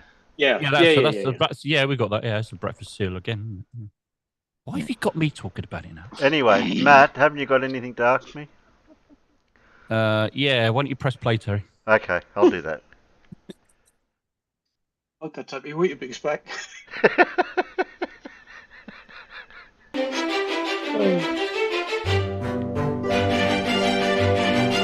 Gravity? You mean to tell me you believe that there is a downward force caused by the mass of the Earth, and yet somehow clouds can float above the surface? You should be ashamed of yourself. The idea. The reason why clouds are able to float above your head is because they exist in an environment of gently rising air that overcomes the downward force of gravity. Oh no. Yes. These people are going to tell you that gravity is responsible for gluing your atmosphere to the surface of a spinning rock in a vacuum. Yes. So? But that atmosphere is able to hold up 1.1 million pounds of water as it attempts to fall back down to the Earth. No. That's not water. Let's talk about gravity, shall we? Let's do a head count here. They say that gravity is the bending and warping of space-time. Let's get this over with, shall we? Never mind the fact that time is an illusion and space is essentially nothing. Duly noted. And ignored. Now, obviously, only a fool would believe that. Well, April Fool, dumbass! How do you explain that Earth is sitting on the space-time to bend and warp the space-time to get other objects to orbit it? Give me a break and shut up. Oh, God. In order for the warping of space to be downward so an object can orbit it, there has to be an up or a down. That's the weak ass bullshit, you bitch ass motherfucking busters. Sun and Well, the there Earth is. physically have to sit on the fabric of space. What did you say? No. I believe he said that is some weak ass bullshit. Was that it, G baby? Yeah, that's it.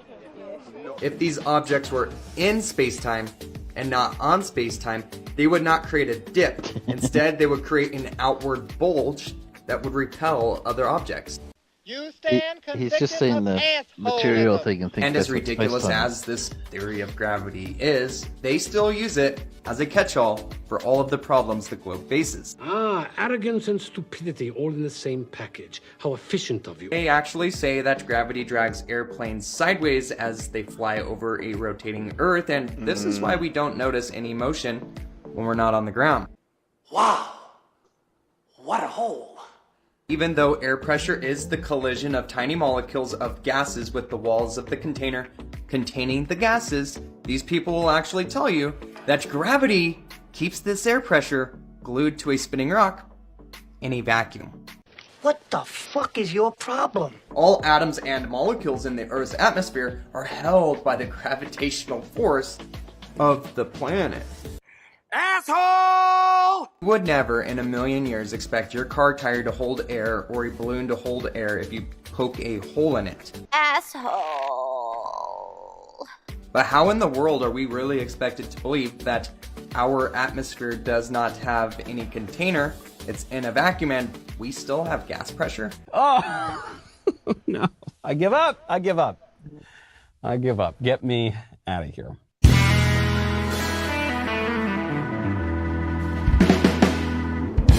I'm sure these flurfers are getting younger and younger each time we hear them. Well, they are. But they're also TikTok flurfers, so it's really hard to tell if they're real or just trying to Or work the TikTok, or algorithm. TikToking to get the things. Yeah. Yeah.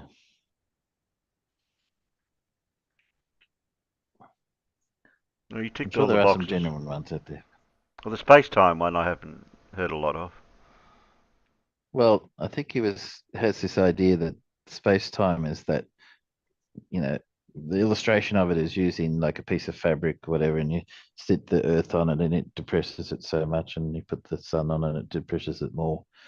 That's actually what space-time is, but that's not what space-time is. That's just trying to represent how it's warped. It's not how it actually works. I've got time for space.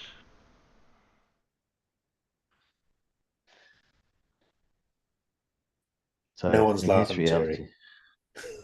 What's that, Paul? I said no one's laughing at that, Terry. Nah.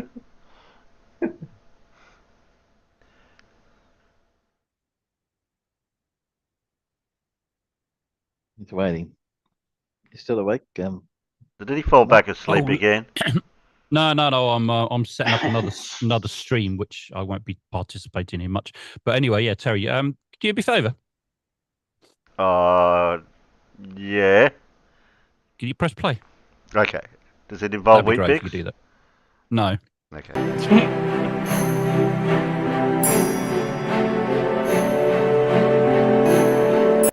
Let's go over a really controversial topic. And before you swipe or before you move on or start blasting the comments, just hear me out.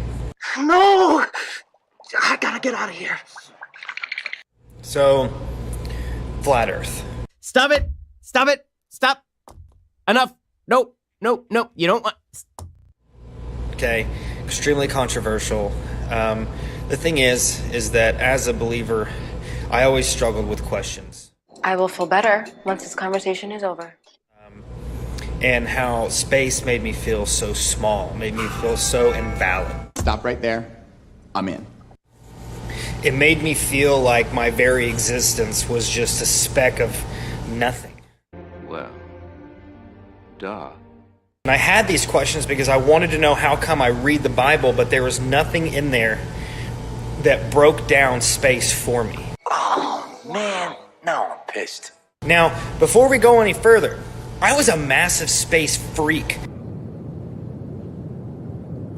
Yes.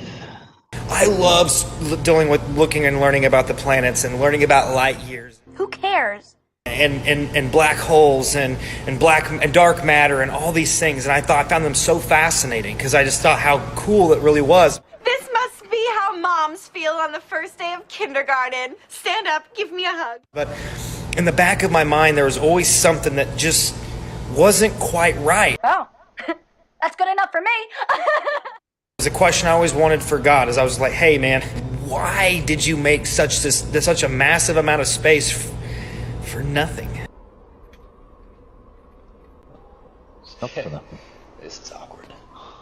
And then I started looking into NASA and looking at how much money they spend, or how much they take from taxpayer dollars daily.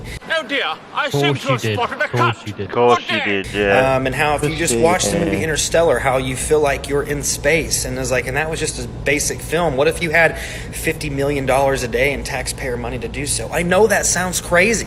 Yes, 1,000 times yes. I was that guy that made fun of people that were flat Earth believers. I made fun of them. Before that. That's an excellent idea.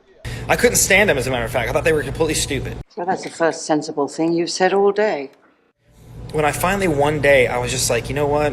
Let me just see what they have to say. What is their argument? Why do these people hold so strong to it? Because they're stupid. Because they're stupid. And then as I studied Torah, and then I read the Bible, and things started clicking and going together, and they started to make more sense. Well, let me ask you a difficult question. Nope. You know, so it's just such a massive thing to take in, and it's hard to unlearn things that we've been indoctrinated in. And in case you didn't know, this is what stupid looks like. Yeah. I encourage anybody just to go look into it before you bash it. You were an itch. You've been scratched. No, it's not hard. It's very easy. So stop being an idiot. Yeah, where did he get half Oh, you that like dialogue from? I wanted to look into flat Earth, so I read the Bible and the Torah. Yeah. Okay. Yeah, well, why is it they're all saying the same thing? Oh, I used to be a massive space fan, but then I did this and then I did that, and I woke up. Yeah, okay, you and about 10 million other people saying the same bloody script. And I reckon it was all about like the same time. I reckon it was all around the same time when YouTube used to have the algorithm for flat Earth. Maybe, yeah. Yeah, it could be. But what's I frustrating? I looked at flat Earth and I tried to debunk it, but I couldn't. What? So you're admitting you're an idiot? Yeah, exactly. Yes. Well, it's like this. It's like he says, "Oh, I was all into this, and I knew about it," and then they say absolutely stupid things about, "Oh, you guys believe such and such." No, we don't. Yeah, That's who not said what someone says. Another flat earther. And you start to realize, yeah, that's not what we believe. So if you were so much into it, obviously you weren't really into it. It's like that guy we were I'd like watching flat earlier. earthers Oh, to yeah, call. I'm into I'd science. like the flat earthers to call their bluff with the ones that say do your own research and actually say, okay, I will go and do my own research instead of just taking their word for it. Yeah, I've learned a lot since doing my research on flat Earth. Go and do your own research, but listen to us. Yeah, exactly. And if you do your own research and it doesn't agree with us, you're wrong. Yeah, it's do your own research. Look at this video, this video, this video, and this video.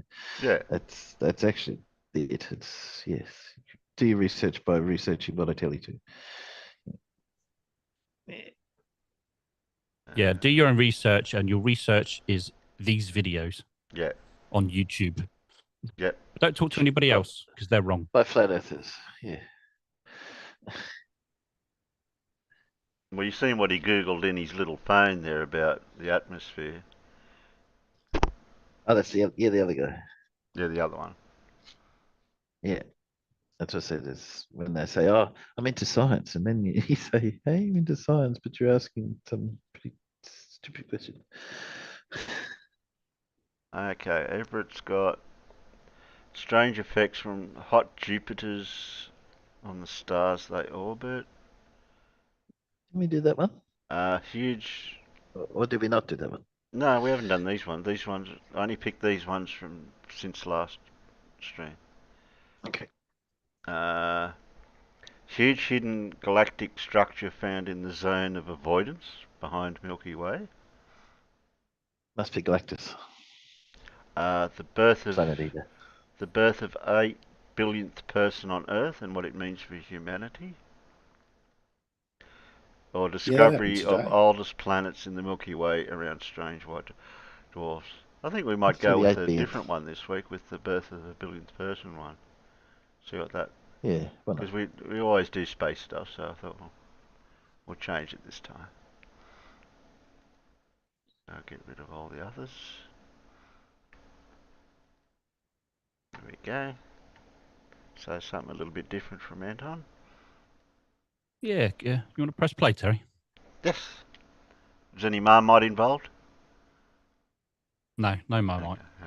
Like, sometime in mid-November, there is now 8 billion of us. Humanity has reached a new level. Somewhere on the planet, the 8th billion person was officially born. We don't really know who it is or where this happened, but this is what statistics tells us. And that's of course a result of an extremely fast exponential growth of just the last few hundreds of years. All of which happened as a result of major advancements in technology and, more importantly, in medicine. And so in this video, I wanted to take you through a brief historical tour of basically us, humans, but more importantly discuss potential next part. What's going to happen next to humanity? Spoiler alert, we probably don't know, but there are maybe ways for us to determine where we're headed. Now in terms of the actual calculations and counting the number of humans on Earth, this wasn't really even possible up until sometime mid-19th century, with the first billion assumed to have appeared around the year 1804. And so in just the last 200 years, the population increased by approximately 7 billion. But what about prior to this? And what were some of the major milestones during the history of humanity? And here the scientists have made some really good, educated guesses based on what we understand about the humanity's advancements. Although I really wanted to show you this graph first. This is a typical example of an exponential growth, and in this case this is really the human numbers in the last 10,000 years. We'll come back to this in a few minutes. There's actually an interesting idea or hypothesis known as the Rudiments hypothesis, proposed by William Rudiman a couple of decades ago, that makes an intriguing suggestion that right after the last glaciation period, approximately 10,000 years ago, as early humans started to cut down some of the trees and expand their farming ability, it actually caused a small increase in carbon dioxide, which over time started to contribute to a relatively stable climate that lasted for 10,000 years. In other words, it sort of counteracted a possible another glaciation period and sort of stopped the glaciation and the ice ages from going on. Now we don't really know how accurate this is, and it's actually kind of difficult to determine this, but it's still an intriguing proposition that suggests that humans might have actually started a relatively interesting period where Earth remained stable for 10,000 years. Something that some scientists also refer to as the Anthropocene engine, or essentially a kind of a cycle or a kind of a continuation where human needs, especially growing population needs, often created a kind of a feedback cycle that then influenced the planet. And though in some cases it influenced the climate as well, in many other cases it also influenced the fall of those civilizations afterwards, very often resulting in climatic changes, for example due to overfarming, with certain individual societies collapsing multiple times in the last 10,000 years, but also influencing everything around them and also influencing the planet at least a little bit. There's one common example that's often provided for this, the fall of the Mayan Empire, that actually happened even before the Europeans arrived to America, and in that case it was almost directly driven by various climatic changes, with many of them caused by the empire itself. You can learn more about this in one of the videos here from Harvard, with the other example being the famous Easter Island.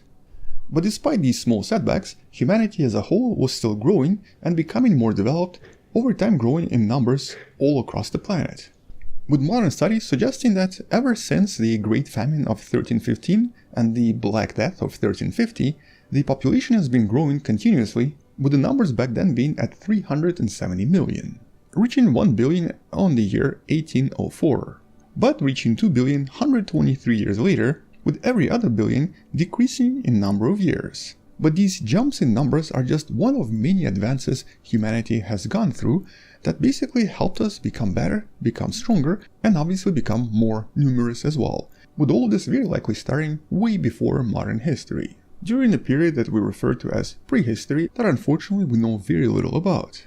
But we do have the earliest record of our genus, Homo, that was discovered back in 2013 and seems to date to approximately 2.8 million years ago. This specimen is known as LD 350-1.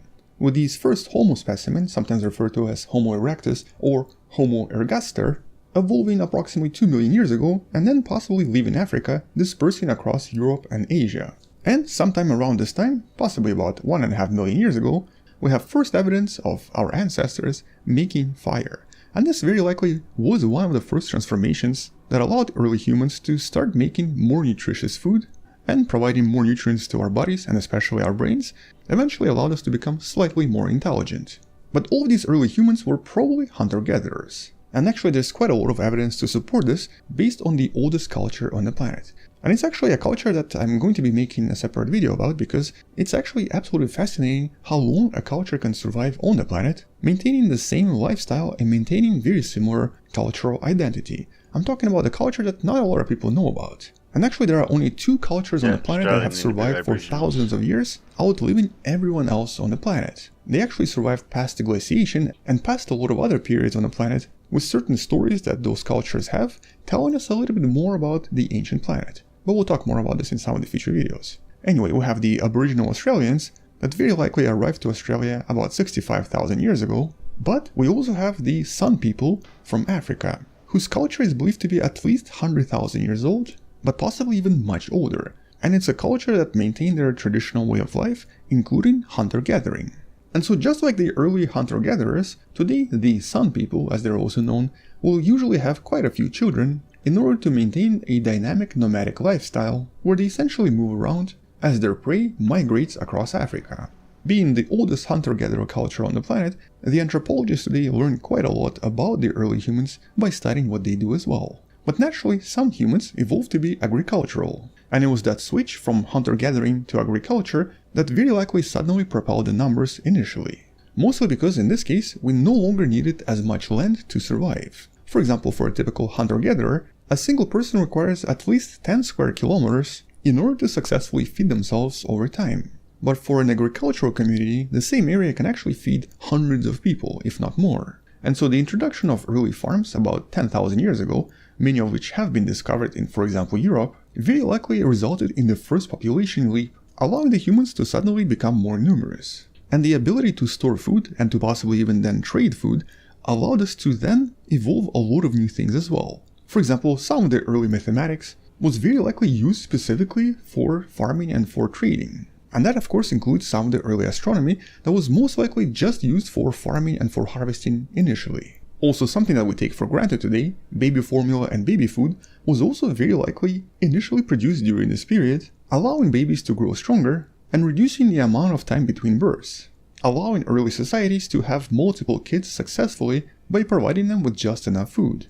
Interestingly enough, some studies have even suggested that different types of grains very likely resulted in different types of complexity, including cultural complexity, in these early societies. For example, by growing certain types of crops or certain types of grains, especially the ones that could be stored long periods of time, it allowed various societies to evolve more complex trading systems, including monetary systems, calculations, mathematics, and even evolve cultural classes where certain people were more important than other people. For example, this study right here from a few months ago makes a pretty strong argument that the surplus of food was not enough to drive transition to more complex societies. Here they argue that various cereals like wheat, barley and rice, and not taro, yams or potatoes, resulted in more complex societies and civilizations.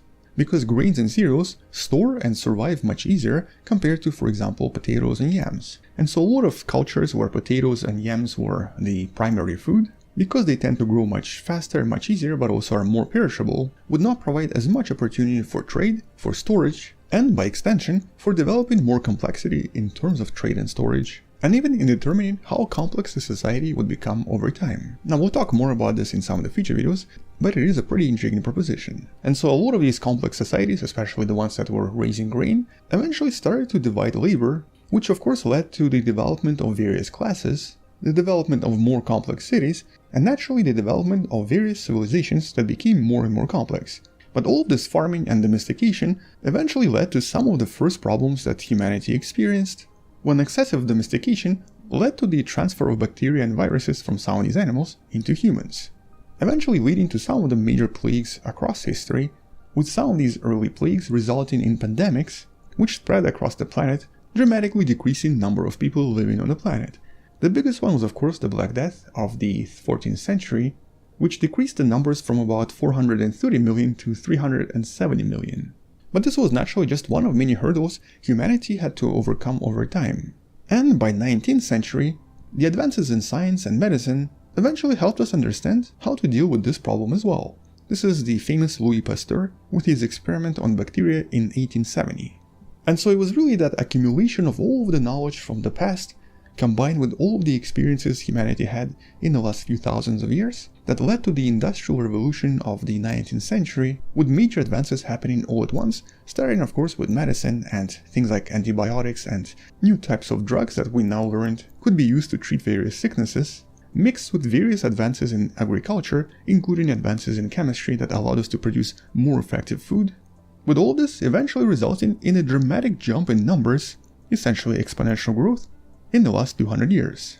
And so we went from about 4 to 6 million people right after the end of glaciation in 10,000 BC to maybe about 100 million in 2000 BC, 190 million at the year 0, 370 million right after Black Death, the last time population decreased dramatically, and 7.9 billion sometime in the middle of 2022.